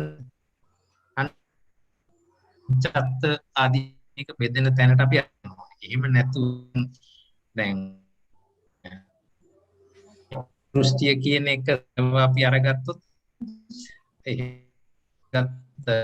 කාලගුණ දෙපාර්තමේන්තුවේ එන ෆෝකාස්ට් එක ඒකත් වරදිනවා. ඒ වගේ දැන් නෙමෙයි මෙතන කිසි ආකාරයක් ඔස්සේ දැඩි වරන් ගන්න. අර දැන් බලන්න උප්‍රවතිය සූත්‍ර සේනිය දෙදෙන. අවුරුද්දක් තිස්සේ ඒකගෙන රැකගෙන ඇවිල්ලා බුදුහාමුදුරණත් සහාර වුණා. ඒක එතනින් එතනදී නමුත් කැඩි කැඩි ගොඩක් එහෙන්නේ. ඒ විදිහට වශයෙන්ම දෘෂ්ටියේ ගිලිගෙන විතරයි මෙතන කියලා අරගන්න. එතකොට මේ අර භවයක් නැහැ කියන එක ඒකට අයිති වෙන්නේ නැද්ද? පත්‍යක් නැහැ කියන එක ඒකට අයිති වෙන්නේ නැද්ද? ඔක්කොම මිත්‍යා දෘෂ්ටි. එයා කොයිතරම් ගැඹුරු දරාගෙන ඉන්නද කියන එක මත තීරණය වෙනවා.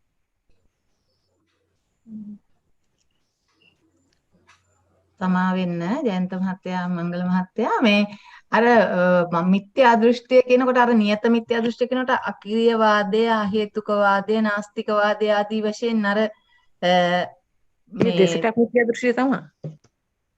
ඔව් ඒවට අර ඒ විදිහට තියෙන මේ මිත්‍යා දෘෂ්ටිය නේද ඔය මේ නියත මිත්‍යා දෘෂ්ටික ගොඩට අයිති වෙන්නේ.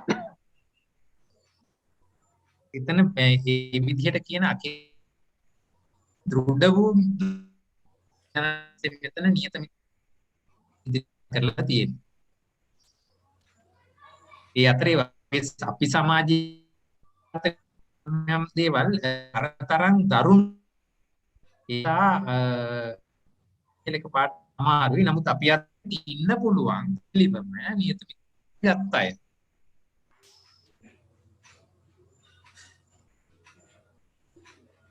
මම හිතනවා අපි ඉදිරියට යමු කියලා. බොහොම පිං මංගල මහත්මයාත් ඒ වගේම ශ්‍රීමති මහත්මයාත්. ඔව් අපි එතකොට මෙතනදී දැන් අපි ධර්මතාව ගැන කතා කරනකොට මිච්ඡත්ත නියතා ධම්මා කියනකොට ගන්න මේ ආනන්තරි පාප කර්ම පහයි නියත මිත්‍යා දෘෂ්ටියයි තමයි ගන්න මෙතනදී මිච්ඡත්ත නියත හැටියට. හොඳයි මොනවද දැන් සාමාන්‍ය අපි කතා කරොත් ආනන්තරි පාප කර්ම කියනකොට ඒ කර්ම සියල්ලම වගේ මොනවාද තියෙන්නේ? මව මැරීම, පියා මැරීම, බුදුන්ගේ ඇඟේ එළේ සෙලවීම, රහතුන් මැරීම, ඊට පස්සේ සංඝ බියද. ඒ හැම එකටම පොදු වෙන ධර්මතාවය මොකද්ද? මොන සිත් වලින්ද ඒ ටික කරන්න පුළුවන්? පොදුවේ. ද්වේෂ මූල සිත්. ද්වේෂ මූල සිත් වලින්මයි නේ. ලෝභ මූල සිතකින් කරන්න බෑනේ නේද? එතකොට මේ ද්වේෂ මූල සිත් වලින්ම තමයි මේ පංච ආනන්තරි කර්ම ටික කෙරෙන්නේ. එතකොට මේ මිත්‍යා දෘෂ්ටිය කියනකොට මිත්‍යා දෘෂ්ටිය කියනකොට මේ මොන සිත්ද මේ දෘෂ්ටි කියනකට ගන්න වෙන්නේ අපිට? දෘෂ්ටිගත සම්පයුක්ත ඔබ සිත්වල දෘෂ්ටිගත සම්පයුක්ත සිත්. අන්න හරි. දෘෂ්ටිගත සම්පයුක්ත සිත් වලින් තමයි ඒතර මේ නියත මිත්‍යා දෘෂ්ටිය කියන දේ අනුව හිතනවා කියලා කියන්නේ. එතකොට ඒ නියත මේ ලෝභ මූල ditthිගත සම්ප්‍රයුක්ත සිත් වලින් තමයි ඒතකොට මේ ටිකට මේ කොටට වැටෙන්නේ නේ. හොඳයි. අපි බලමු. දැන් මෙතනදී කෙලින්ම කියනවා. අට කතා කාණ්ඩයේදී අපිට කියනවා චත්තාරෝ ditthිගත සම්පයුක්ත චිත්තෝපාදා. අන්න. ditthිගත සම්පයුක්ත චිත්තෝපාද 4. ඒ කියන්නේ සිත් 4යි ඒ සමග යෙදෙන චෛතසික ධර්මයි. ද්වේ දෝමනස්ස සහගත චිත්තෝපාදා. උපාද කියලා කියන්නේ දෝෂ මූල සිත් දෙක ද්වේ. හරි? දෙක. මේ තමයි මිච්ඡත්ත නියත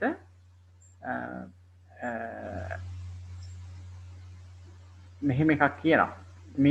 මෙහෙම කිව්වට දැන් මෙතන බලන්න මෙතන කියනවා ආනන්තරි පාප කර්ම පහයි නියත මිත්‍යා දෘෂ්ටියයි තමයි මිච්ඡත්ත නියත කියලා කියනවා. හරි? හැබැයි අට කතා කාණ්ඩේ පැහැදිලි කරනකොට කියනවා මේ ditthිගත සම්පයුක්ත සිත් 4යි දෝමනස්ස සහගත චිත්තුප්පාද 2යි ගත්තාම ඒක මේ මිච්ඡත්ත නියතත් වෙනවා කියලා කියනවා අනියතත් වෙනවා කියනවා. ඇයි අපි අනියත වෙනවා කියලා කියන්නේ ඇයි? කාටද කියන්න පුළුවන්? දැන් මේ ditthිගත සම්ප්‍රයුක්ත සිත් යෙදෙන හැම මොහොතකම නියත මිත්‍යා දෘෂ්ටිය යෙදෙනවද? නියත මිත්‍යා දෘෂ්ටි නැති කෙනෙකුට බැරිද මේ ditthිගත සම්ප්‍රයුක්ත සිත් 4 ඇති වෙන්න? නේද? ඒ කියන්නේ නියත මිත්‍යා දෘෂ්ටිය නොයෙදෙනකොට මේ ditthිගත සම්ප්‍රයුක්ත සිත්වල ඒක කියන්න බෑ අපිට මේ මිච්ඡත්ත නියතයි කියලා. ඒක අනියතයි. නේද? ඒක නියතයි ධර්මයක් කියන්න බෑනේ. එතකොට මේ නියත වෙන්නෙම මේ නියත මිත්‍යා දෘෂ්ටිය යෙදිච්ච ditthිගත සම්ප්‍රයුක්ත සිත් 4 සහ ඒ චිත්තුප්පාද වලදී තමයි මේක මිච්ඡත්ත නියත වෙන්නේ. හරි? ඒ වගේම දෝමනස්ස සිත් දෙක ගත්තාම දැන් කකුල ගලක හැප්පුණත් තරහ යනවානේ. එතකොට ඒක මේ ඒකත් මිච්ඡත්ත නියත වෙන්නේ නැහැ. ඒකෙන් අපායට මරණහම අපාය යනවා කියලා කියන්න බෑනේ. එකපාරම. ඒක නිසා මෙතනත් මේ සිත් දෙක ගත්තාම මේ පංච ආනන්තරේ කර්ම කරනකොට ඒ ඇති වෙන චේතනාවත් එක්ක පහළ වෙන දෝමනස්ස චිත්තුප්පාද තමයි නැත්නම් දෝෂ සිත් දෙක තමයි මෙතනදී මේ මිච්ඡත්ත නියත වෙන්නේ. මෙහෙම ආනන්තරේ පාප කර්ම නොකරන වෙලාවට පහළ වෙන දෝමනස්ස සිත් ඒවා අනියතයි. ඒකෙන් ඒකාන්තයෙන්ම චුතියෙන් පස්සේ විපාකයේ දෙන කොටසට වැටෙන්නේ නැහැ. ඒක පැහැදිලිද?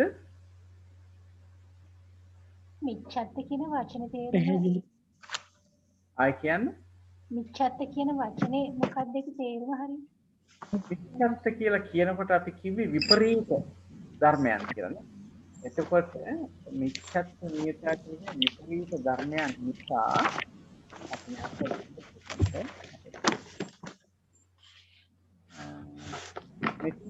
මිච්ඡත්ත නියතා කියනකොට එතන කලින් නේද මේක කලින් නේද මිච්ඡත්ත නියතා ධම්මා කිව්වේ විපරීත ස්වභාව ඇති විපරීත අනුකූල විපාක වීම නියත කොට ඇත්තා වූ කියන එකයි මේ මිච්ඡත්ත නියතා කියන්නේ. හරි? ඒ අර්ථයෙන් තමයි මිච්ඡත්ත නියත කියන්නේ. විපරීත ස්වභාවය කියන්නේ. ඒක තමයි මෙතන විපරීත කියන එක පොඩ්ඩක් පැහැදිලි කරන්න පුළුවන්ද? විපරීත කියලා කියන්නේ මමත් අතන මේක ඩික්ෂනරි එකෙමුත් බැලුවා. විපරීත කියන එකට තේරුම දීලා තියෙන්නේ විකෘත කියලා කියන්නේ සාමාන්‍ය නෙමෙයි. දැන් බලන්න ආනන්තරේ පාප කර්ම කියන්නේ අකුසල තියෙනවනේ ඕන තරම්. මිනිස්සු අකුසල් කරනවා නේද? කළු කර්ම සුදු කර්ම කිය අපි ඔය මේ සූත්‍ර පිටකේත් කතා කරනවානේ. එතකොට මිනිස්සුන්ට ලෝභ සිත් ඇති වෙනවා. හරි? ද්වේෂ සිත් ඇති වෙනවා. පෘථග්ජන මට්ටමේ ගත්තාම නැත්තම් ඊට ගියාමත් ඒ සිත් ඇති වෙනවා. නමුත් දැන් මෙතනදී කියන්නේ සාමාන්‍ය ඇති වෙන දෙයක් නෙවෙයි. ඒක ඇත්තටම විපරීත ස්වභාවයක්. බලන්න මේක එක්ස්ට්‍රීම් නේ. දැන් මව මරනවා පියා මරනවා කියවම සාමාන්‍ය පුද්ගලයෙක් කරන දෙයක් නෙවෙයි. ඒක විපරීතයි. ඒක විකෘති ආකාරයක් එතන තියෙනවා. මදුරුවෙක් මරනවා මැස්සෙක් මරනවා වගේ නෙවෙයිනේ. මව මරනවා පියා මරනවා රහතන් වහන්සේගේ නමක් මරනවා කියන එකට අන්න ඒ වගේ අර මේ වැරදි සංඥාව ඇති කරගෙන කරන වැඩ ගැන තමයි මෙතනදී පැහැදිලි කිරීමක් කරන්නේ. මංගල මහත්මයා ඔබතුමාට තියෙන දෙයක තවත් දෙයක් එකතු කරන්න. ඒකේ මූලික ස්වභාවය ඇවිල්ලා ඉතින් සතර අරමුණ කිරීම එහි ගැඹුරට මම තමයි එතන ස්වභාවය වැඩි. ඔබතුමා ඒක සතර ටිකක් කැඩි කැඩි එන්නේ. මම හිතන්නේ ඔබතුමා කිව්වෙත් අර විපල්ලාස ගතිය අර විපල්ලාසයෙන් කෙලවරටම ගිහිල්ලා ඒකේ අන්තිමටම ගිහිල්ලා කෙරෙන දේවල් තමයි මෙතෙන්දි මේ සඳහන් කරලා තියෙන්නේ. හොඳයි අපි ඉස්සරහට යමු කාල වේලාවත් බලලා. හොඳයි. එතකොට මිච්ඡත්ත නියතා ධම්මා කියන පදේ අභිදේයාර්ථ කියනකොට අපි කිව්වේ අර මිත්‍යා බලන්න මෙතෙන්දි කියනවා. මේ භාවනා පොතේ සඳහන් කරලා තියෙන 145 වෙනි පිටුවේ මේක ගන්නකොට නියත මිත්‍යා දෘෂ්ටි කර්ම වශයෙන් හට ගන්නා වූ දිට්ඨිගත සංපයුක්ත චිත්ත වීති හතරෙහි සත්වන ජවනයෝද. මෙන්න මේක බොහෝම වැදගත් තැනක් මේ කියන්නේ. අපි දන්නවා චිත්ත වීතියක් පහළ වෙනකොට කුසල අකුසල වශයෙන් පහළ වෙන අවස්ථාවක් ගත්තේම එතනදී ජවන් සිත් 7ක් ඇති වෙනවා කියලා අපි දන්නවානේ. සිත කුසල් නම් කුසල් ජවන් 7ක් එකම සිත 7 වතාවක් ඇති වෙලා නැති වෙනවා. වගේම අකුසල ජවන් සිත් 7 වතාවක් ඇති වෙලා නැති වෙනවා. ඒක තමයි චිත්ත වීතියකදී අපි ඉගෙන ගන්න. එතකොට ඒකේ පළවෙනි ජවන් සිත ඒක විපාක දෙන ක්‍රමය වෙනස් ආකාරයට පැහැදිලි කරලා තියෙනවා. දැන් මෙතනදී අපි දන්නවා ප්‍රතිසන්දියක් ගෙන දෙන්න කියන්නේ ඊළඟ උපපච්ච වේදනීය වශයෙන්. උපපච්ච වේදනීය වශයෙන් කියන්නේ ඊළඟ මේ මරණයෙන් පස්සේ මේ ජීවිතේ ඉවර වෙනවත් එක්කම ඊළඟ ජීවිතේ පටන් ගන්න ඒ ප්‍රතිසන්දිය ගෙන දෙන්න බලපාන්නේ යම් කිසි කර්මයක් කරනකොට ඒ කර්මය කරන අවස්ථාවේදී ඒ කර්ම කරන චිත්ත වීතියේ පහළ වෙන 7 වෙනි ජවනයේ විපාකයේ තමයි ඊළඟ ජීවිතයක් ගෙදෙට කොයි වෙලාවක හරි බලපවත්තන්නේ. ඒ කර්මය කෙරෙන්න පුළුවන් ජීවත් වෙලා ඉන්න ඕනම වෙලාවක. දැන් මව උදාහරණයක් කියන්නකෝ. දැන් කවුරු හරි තමාගේ මේ මාතු ඝාතනයක් නැත්නම් මව මැරීමක් කරනවායි කියලා. එයා කරලා ඊට පස්සේ හිරේ ගිහිල්ලා හරි මොනවා හරි වෙලා ජීවත් වෙලා යම් කිසි වෙලාවක මැරෙනවානේ. ඒ මැරෙනකොට මැරෙන චුතිසිතට අනතුරුවම ප්‍රතිසන්දි සිත පහළ වෙන්න යම් කිසි කර්මයක් බලපාන්න එපා. යම් කිසි කර්මයක විපාකයේ හැටියටනේ ප්‍රතිසන්දි සිත පහළ වෙන්නේ. ඒ ප්‍රතිසන්දි සිත පහළ වෙන්න බලපාන කර්මය තමයි අර අවුරුදු ගානකට කලින් හරි අර මව මරණ අවස්ථාවේදී ඒ චිත්ත වීතිය පහළ වෙනකොට ඒ චිත්ත වීතිය 7 වෙනි ජවනයේ විපාකයේ තමයි එතකොට ඒ ප්‍රතිසන්දි විපාකයේ හැටියට ඊළඟ ජීවිතේදී ලැබෙන්නේ. ඒ වගේම දැන් ඕනම කෙනෙකුට දැන් අපි බලනකොට දැන් ධ්‍යාන කියන කොටස අපි අතහැරලා බලනකොට සාමාන්‍යයෙන් කුසල අකුසල ධර්මයන්ගේ විපාකයේ හැටියට ප්‍රතිසන්දියක් ලැබනවා නම් කොතන හරි ඒ ප්‍රතිසන්දියට බලපාන්නේ ඒ කුසලය හෝ අකුසලය කරන අවස්ථාවේදී පහළ වෙච්ච චිත්ත වීතියේ 7 වෙනි ජවනේ තමයි කර්මය හැටියට ඒ කර්ම ශක්තිය තමයි විපාකේ නිපදවන්නේ මේ ඊළඟ භවයේ. ඒකද ප්‍රතිසන්දි විපාක ලැබෙන්නේ අර 7 වෙනි ජවනේ කරපු චේතනාව එන් කෙරිච්ච කර්මයට තමයි මේ විපාකය ලැබෙන්නේ. ඉතින් ඒක තමයි මෙතනදී කියන්නේ මේ නියත මිත්‍යා දෘෂ්ටි කර්ම වශයෙන් යම්කිසි දිට්ඨිගත සංපයුක්ත චිත්ත වීතියක වීති හතරක් කියන්නේ සිත් හතරක් තියෙනවානේ. සිත් හතරක් තියෙනවා. ඒ ඕනෑම සිතකින් ඒ චිත්ත වීතියක් ඇති වෙන්න පුළුවන්. ඒ කියන්නේ ඒ වෙලාවේ සෝමනස්ස සහගත හෝ සසංකාරික හෝ අසංකාරික හෝ නැත්නම් උපේක්ෂා සහගත අසංකාරික සසංකාර විදියට සිත් හතරක් තියෙනවානේ. ඒ සිත් හතරට අදාළ චිත්ත වීති හතරක් තියෙනවානේ ඒ කරන විදිහ අනුව. එතකොට අන්න ඒකේ ඒ සිත්වල චිත්ත වීතිවල 7 වෙනි ජවනය තමයි මෙතන ගන්න මේ මිච්ඡත්ත නියතා ධම්මා කියන කොටසට ගන්න. හරි? එතකොට ඊළඟට කියනවා මෙතනදී මේ ඒක ලෝභ මූල සිතක් දිට්ඨිගත සංප්‍රයුක්තයි. දිට්ඨිගත සංප්‍රයුක්ත නම් අපි දන්නවා මානෙ කියන එක යෙදෙන්නේ නැහැ ඒ සිතේ. මොකද දිට්ඨිගත විප්‍රයුක්ත සිත්වල තමයි අනේකාන්ත වශයෙන් මානෙ යෙදෙන්නේ. ඒ වගේම මෙතන ද්වේෂයකුත් නැහැ. මොකද මේ ලෝභ සිතකින් කරන්නේ. දිට්ඨිය යෙදෙන්නේම ලෝභ සිතේනේ. එහෙමනම් මේ දෝසිස්සා මච්චරිය කියන කුක්කුච්ච කියන ඒ හතර යෙදෙන්නෙත් නැහැ. විචිකිච්ඡාව යෙදෙන්නෙත් නැහැ. මොකද මේක විචිකිච්ඡා සිතක් නෙවෙයි. මේක ලෝභ මූල දිට්ඨිගත සංප්‍රයුක්ත සිතක් නේද? අන්න ඒ සිතේ 7 වෙනි ජවනයයි ඒත් එක්ක යෙදෙන මාන දෝස ඉස්සා මච්චරී කුක්කුච්ච විචිකිච්ඡා වර්ජිත සංප්‍රයුක්ත චෛතසික ධර්මෝ 21 දෙනයි. තමයි එතෙන්දී මේ දිට්ඨිගත නියත මිත්‍යා දෘෂ්ටිය කර්ම වශයෙන් හට ගන්නකොට ඒ ඇති වෙන මේකට බලපාන මේ නියතා මිච්ඡත්ත නියතා ධම්මා කියන කොටසට අයිති වෙන ධර්මය. ඒ ඒකට 7 වෙනි ජවනයයි ඒ සිත් හතරේ 7 වෙනි ජවනයයි මේ කියපු චෛතසික 21යි. ඊළඟට අපි ගත්තොත් එහෙම පංචානන්තරේ පාප කර්ම කරනකොට මාතු ඝාතන, පීතු ඝාතන, පිතු ඝාතන ආදී නේද? එතකොට පිතු කියලා කියන්නේ මාතු පිතු. පීතු නෙවෙයි. අර පීතුපාදන් නමාමේ මහා කියන එක වැරදි. පිතුපාදන් නමාම. දැන් ඉන්නේ ඇයිටස පංචානන්තරී කර්මේ පහමයි තියෙන්නේ දැන් නේ. රාතුනුත් නෑ බුදුනුත් නැති නිසා 3යි. මොනවද කෙරෙන්න පුළුවන් 3?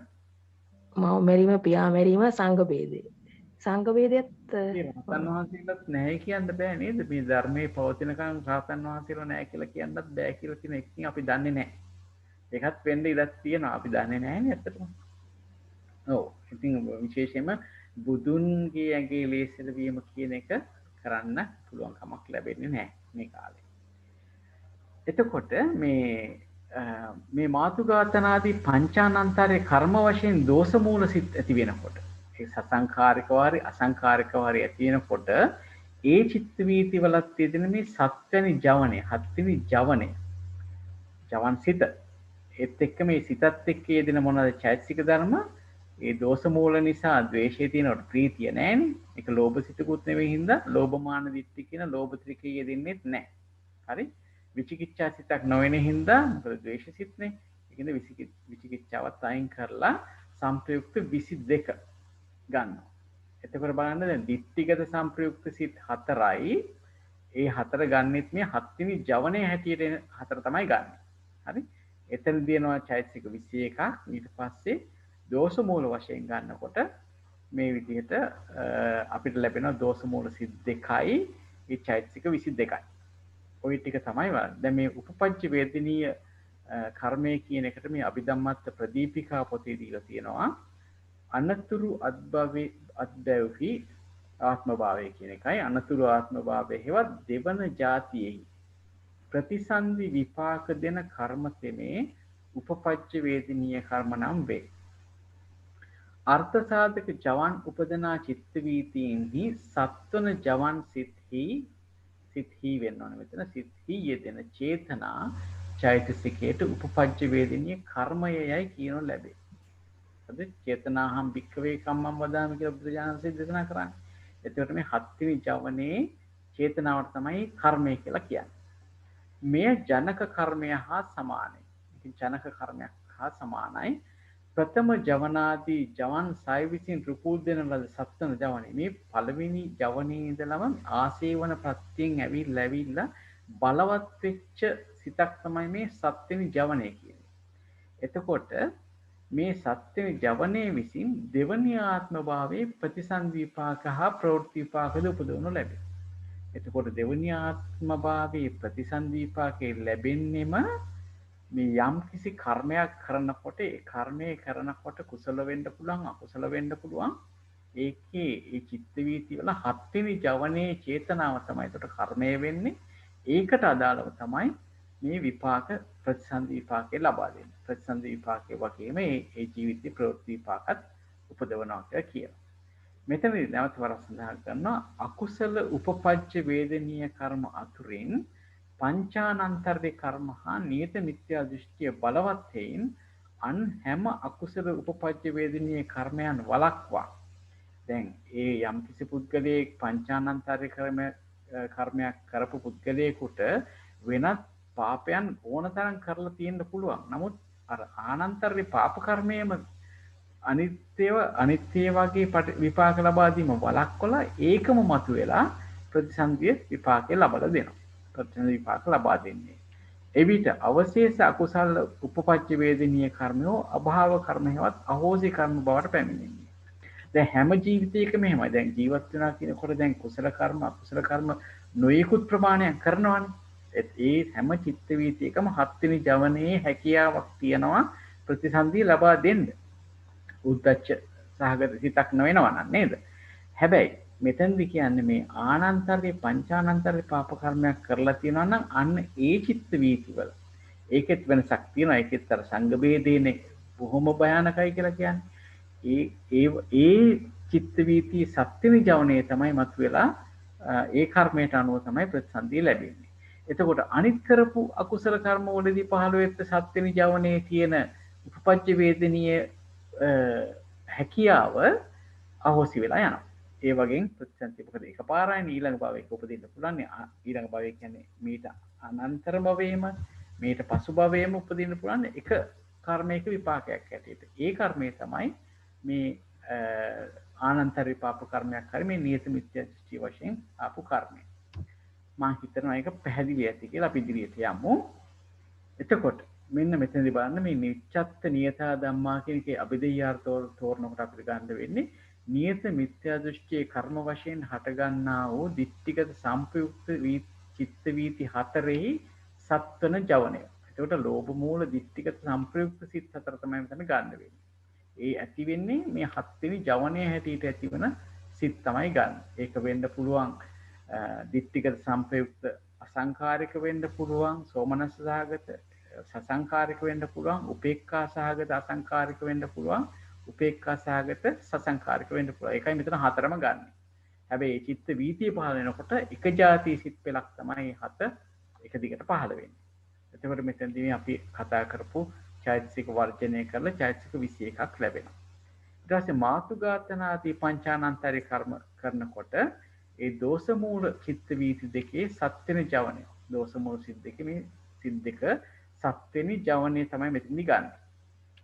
ඒ වගේම මේ ප්‍රීති ලෝභ මාන දිට්ඨි විචිකිච්ඡා වර්ජිත සංප්‍රයුක්ත චෛතසික 22. එතකොට පොදුවේ ගත්තොත් අපිට ලෝභ මූල දිට්ඨිගත සංප්‍රයුක්ත සිත් 4ක් ලැබෙනවා. දෝෂ මූල සිත් 2ක් ලැබෙනවා. පොදුවේ ගත්තාම මාන විචිකිච්ඡා කියන දෙක වර්ජනය වෙච්ච තත් සංප්‍රයුක්ත චෛතසික 25ක් ලැබෙනවා.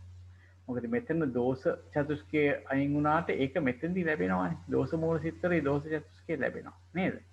එතකොට දැන් මෙතන ප්‍රීතිය අයින් කරාට ප්‍රීතිය ලෝභය අයින් කරාට මේ උඩ කොටසේදී ප්‍රීතිය ලෝභය කියන එක ලැබෙනවා. සෝමනස් සිත්වල ප්‍රීතිය තියෙනවා.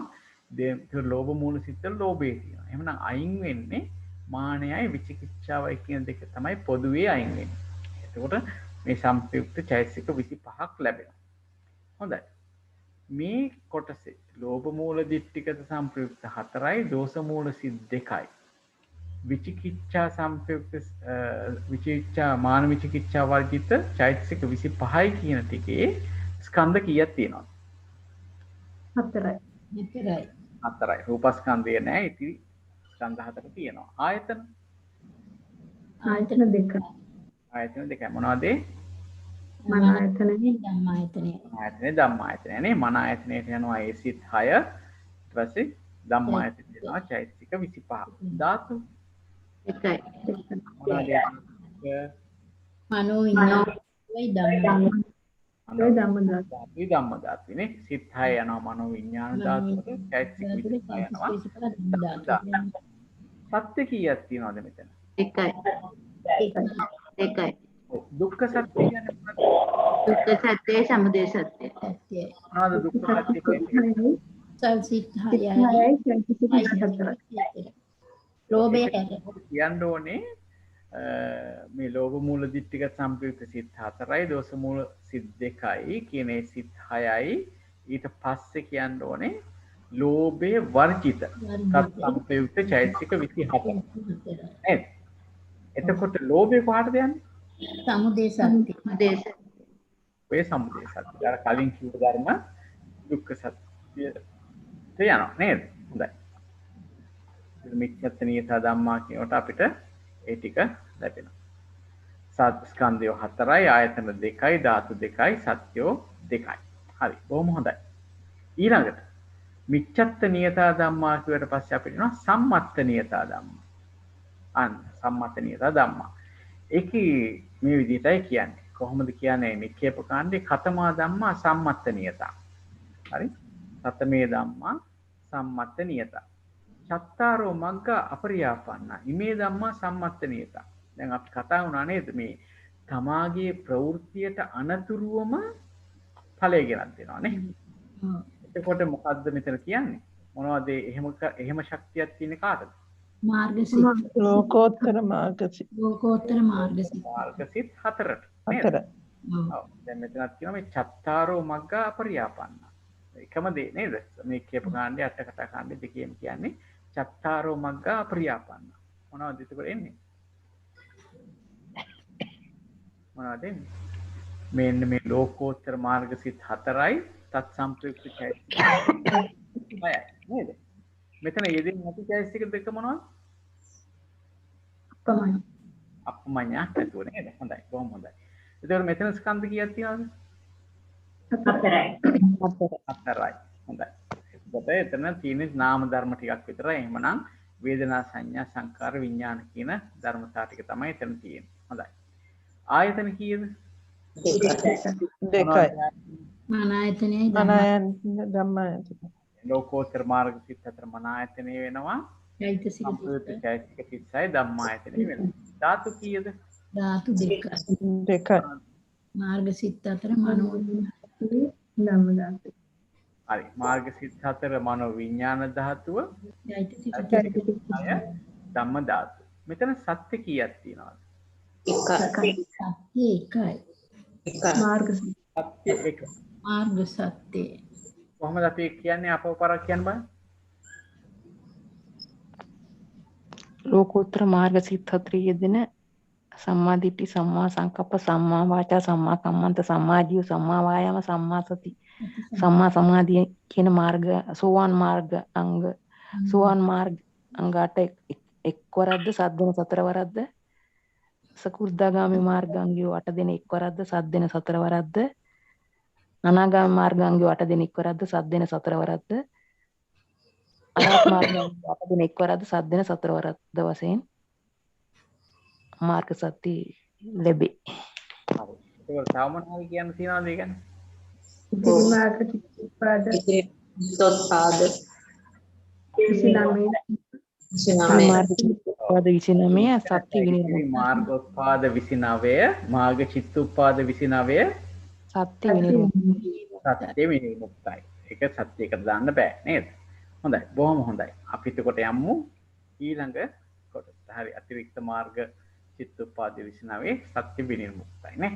ස්කන්ධය 4යි ආයතන 2යි ධාතු 2යි සත්‍ය 1යි. මේ මාර්ග සත්‍ය විතරයි. අතිරික්ත මාර්ග චිත්තෝත්පාද 29 සත්‍ය විනිර්මුක්තයි. මේ ගැන කාට හරි ප්‍රශ්නයක් හෝ යමක් තියෙනවද අහන්න හෝ කතා කරන්න? හොඳයි. එහෙනම් අපි කියා අනියතා ධම්මා. දැන් මෙතන අනියතා කියලා කියන්නේ අර නියත වශයෙන්ම නැහැ. මිච්ඡත්ත නියතත් නොවන සම්මත්ත නියතත් නොවන ධර්ම ටික තමයි ඒතකොට මේ අනියතා ධම්මා කියලා කියන්නේ. බලමු මොනවද කියන්නේ කියලා. මේ ධම්මේ තපෙත්වා. මොකද්ද මේ තේ ධම්මේ තපෙත්වා කියන එකේ තේරුම? ඒ ධර්ම හැර. ඒ ධර්ම තබා නැත්නම් හැර. හරි? ධර්ම තබා අවශේෂ. අවශේෂ කියලා කියන්නේ ඉතිරි. නේද? ඉතිරි අවශේෂ කියලා කියන්නේ සිංහලෙන් මුත අවශේෂ කියලා කියනවා නේද? ඉතිරි. කුසල ව්‍යාකතා. මෙතන මේ කුසල කියලා දෙකක් තියෙනවා. මොකද්ද මේ කුසල කියන්නේ? කුසල අකුසල. මෙතන කුසල අකුසල කියන දෙක එකට ගත්තාම තමයි කුසල මෙතන කුසල අකුසල අව්‍යාකත කියන තුන එකතු කරලා තමයි මේ කුසල අව්‍යාකතා කියලා කියන්නේ. කුසල අව්‍යාකතා ධම්මා. මොනවද මේ කුසල අව්‍යාකතා කියන්නේ මොනවද? කුසල ක්‍රියා කුසල් සිත් 12යි කුසල් කියලා කියන්නේ අකුසල් සිත් 8යි ක්‍රියා අව්‍යාකත කියන්නේ මොනවද මෙතන? ක්‍රියාසිත විපාක ක්‍රියා කොහෙද? කාමාවචර රූපාවචර අරූපාවචර අපරියාපන්නා වේදනාස්කන්ධෝ සංඥාස්කන්ධ සංකාරස්කන්ධ විඥානස්කන්ධ සබ්බංච රූපං අසංකතාච ධාතු ඉමේ ධම්මා නියත. හරි? එතකොට අපි අට කතා කාණ්ඩෙට ගියොත් අපිට මේක සිත් වශයෙන් ලැබෙනවා. කොහොමද? චත්තාරෝ දිට්ඨිගත විප්පයුත්තා ලෝභ සහගත චිත්තුප්පාදා. හරි? විචිකිච්ඡා සහගතෝ චිත්තුප්පාදෝ උද්ධච්ච සහගතෝ චිත්තුප්පාදෝ තීසු භූමිසු කුසලං චතුසු භූමිසු විපාකෝ තීසු භූමිසු ක්‍රියාව්‍යාකතං රූපංච නිබ්බාණං මේ ධම්මා අනියතා. එතකොට දැන් මෙතන දීලා නැහැ නේද? දිට්ඨිගත සංප්‍රයුක්ත සිත් ගැන මොකක් කියලා නැහැ නේද මෙතන? නැහැ.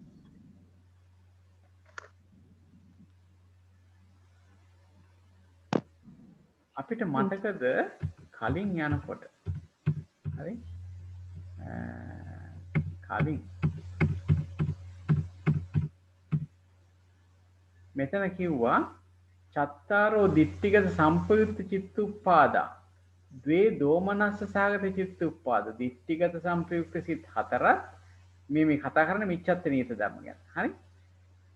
දිට්ඨිගත සම්පයුක්ත සිත් හතරක් දෝමනස්ස ද්වේෂ සහගත සිත් දෙකක් ගත්තාම ඒක මිච්ඡත්ත නියත සියා මිච්ඡත්ත නියත මිච්ඡත්ත නියතත්ව වේ සියා අනියත අනියතද වේ.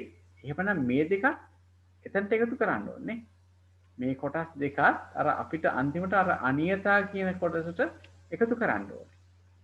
දිට්ඨිගත සම්පයුක්ත සිත් හතරත් දෝමනස්ස සහගත චිත්තුප්පාද දෙකත් ඒ කියන්නේ දෝෂ මූල සිත් දෙකක්. හැබැයි ඒ එකතු කරන්නේ මේ ආනන්තරික පාප කරන කර්ම නොකරන අවස්ථාවේ තියෙන දෝමනස්ස ඒ කියන්නේ ද්වේෂ සහගත සිතු මේ නියත මිත්‍යා දෘෂ්ටිය නොයදෙන අවස්ථාවේ තියෙන දිට්ඨිගත සම්ප්‍රයුක්ත චිත්තුප්පාද හතරක් තමයි එතකොට එතනට එකතු කරන්න වෙන්නේ අනියතා කියලා. ඒක පැහැදිලිද? පැහැදිලි. තියෙනවා පැහැදිලි නේද? හොඳයි. එතකොට අපි ආපහු එතනට ගියොත් හරි.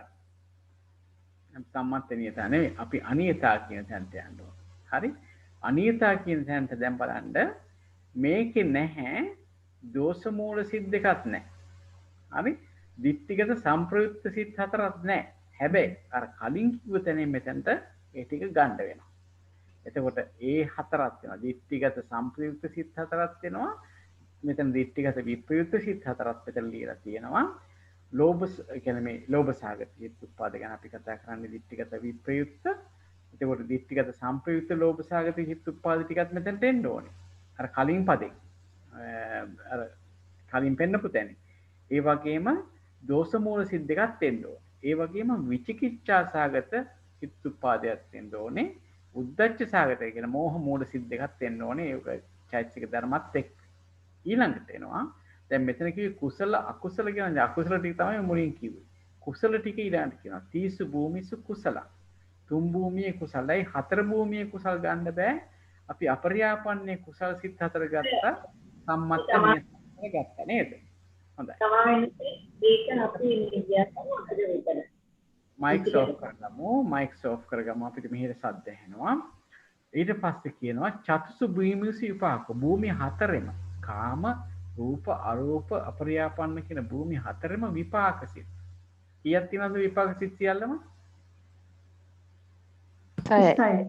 එකක් තියෙනවා නේද? හරි.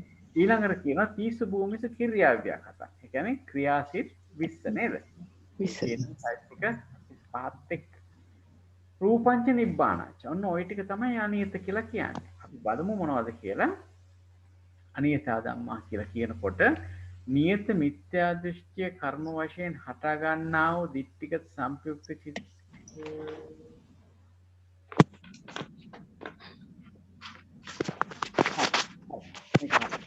නියත මිත්‍යා දෘෂ්ටිය කර්ම වශයෙන් හට ගන්නා වූ දිට්ඨිගත සම්ප්‍රයුක්ත චිත්ත වීති සතරේ සත්වන ජවනයේද අපි අතන අයින් කරේ සත්වන ජවනයේ තමයි ගත්තේ නියත විච්ඡත්ත නියත කියලා ගත්තේ නේ. එතකොට මේ සත්වෙනි ජවනය හැර අනිත් ජවන් ටික තියෙනවානේ. පළවෙනි දෙවෙනි තුන්වෙනි හතරවෙනි පස්වෙනි හයවෙනි කියන එක ඒකත් අනියතයි. හරි?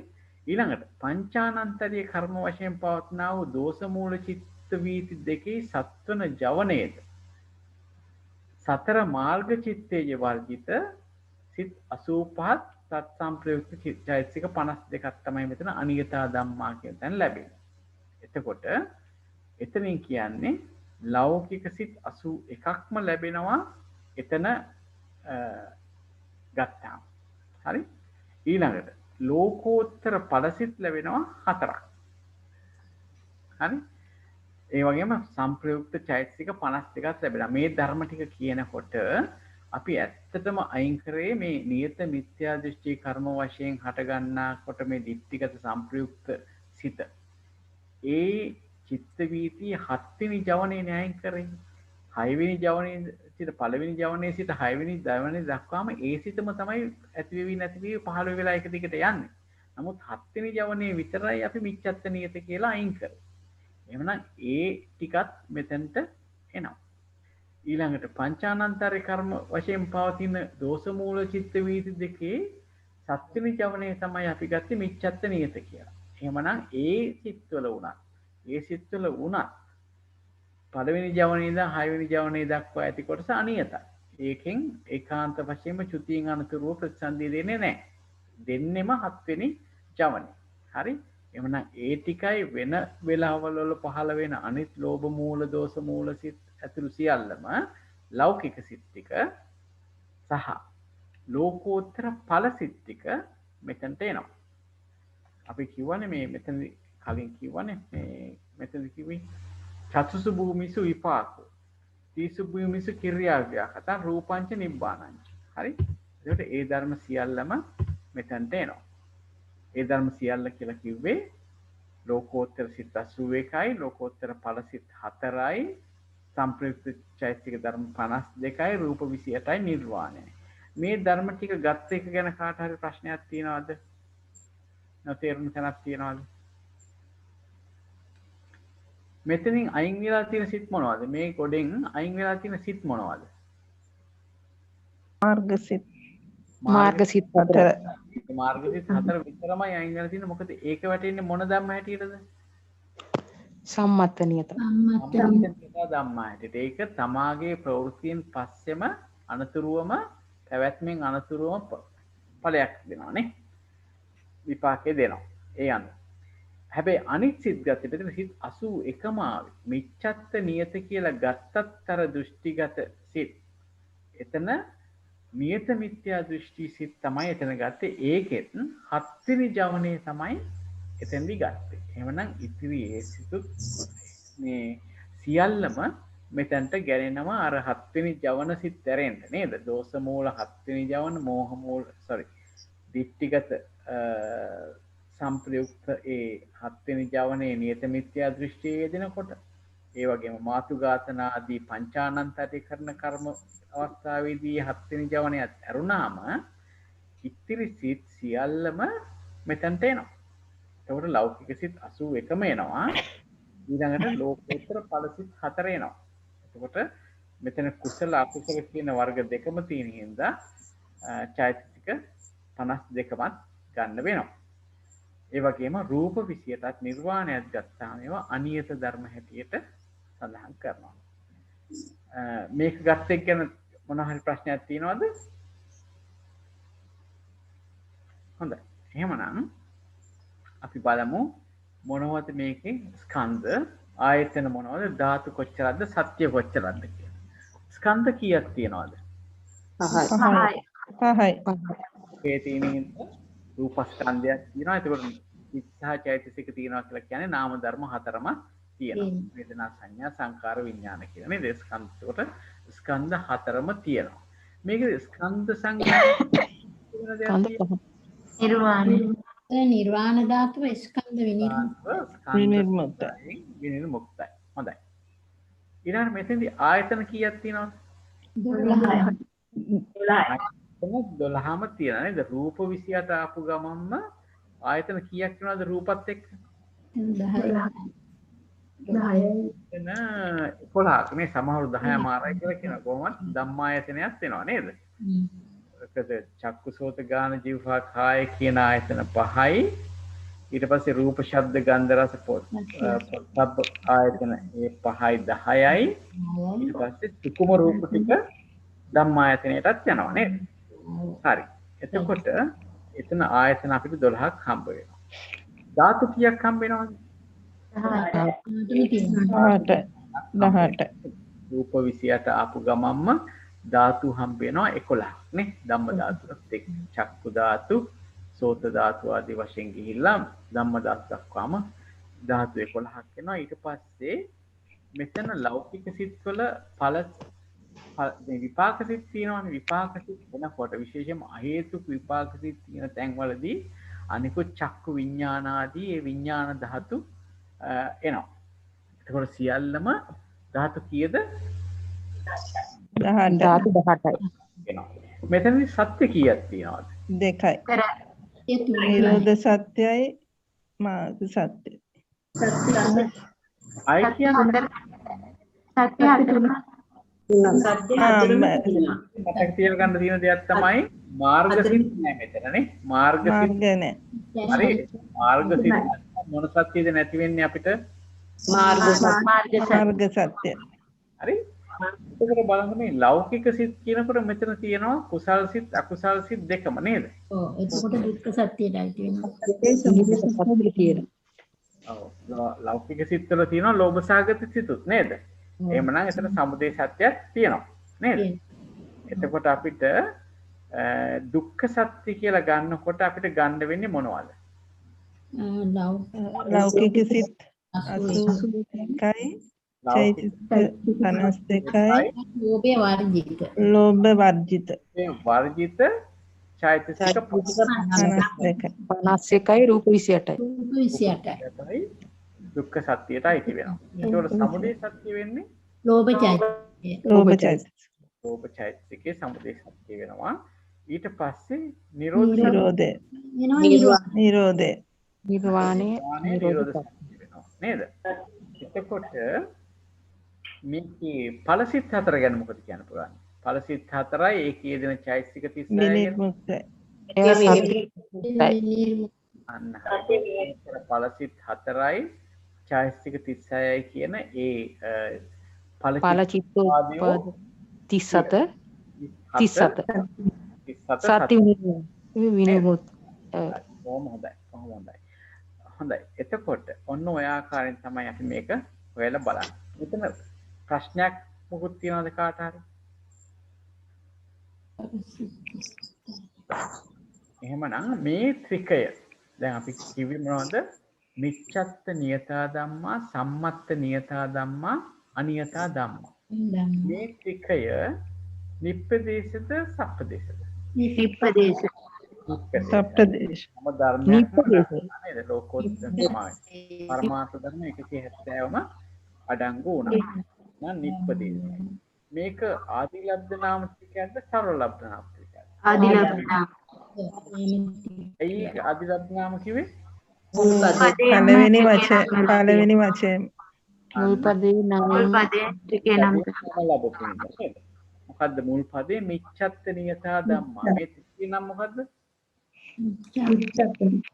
මිච්ඡත්ත ත්‍රිකේ. එහෙමනම් මුල් පදයෙන් තමයි නම හම්බ වෙලා තියෙන්නේ. එහෙමනම් ඒක ආදිලබ්ධ නාම ත්‍රිකයක් වෙනවා. හරි? එතකොට පිට ලැබෙනවා මේ ත්‍රිකේ නිප්පදේශ ත්‍රිකයක්. මේක ආදිලබ්ධ නාම ත්‍රිකයක් කියලා. කාට හරි යමක් ප්‍රශ්නයක් හෝ අදහසක් එකතු කරන්න තියෙනවද මේ ත්‍රික දෙක සම්බන්ධයෙන් හෝ මේ ත්‍රිකේ සම්බන්ධයෙන්?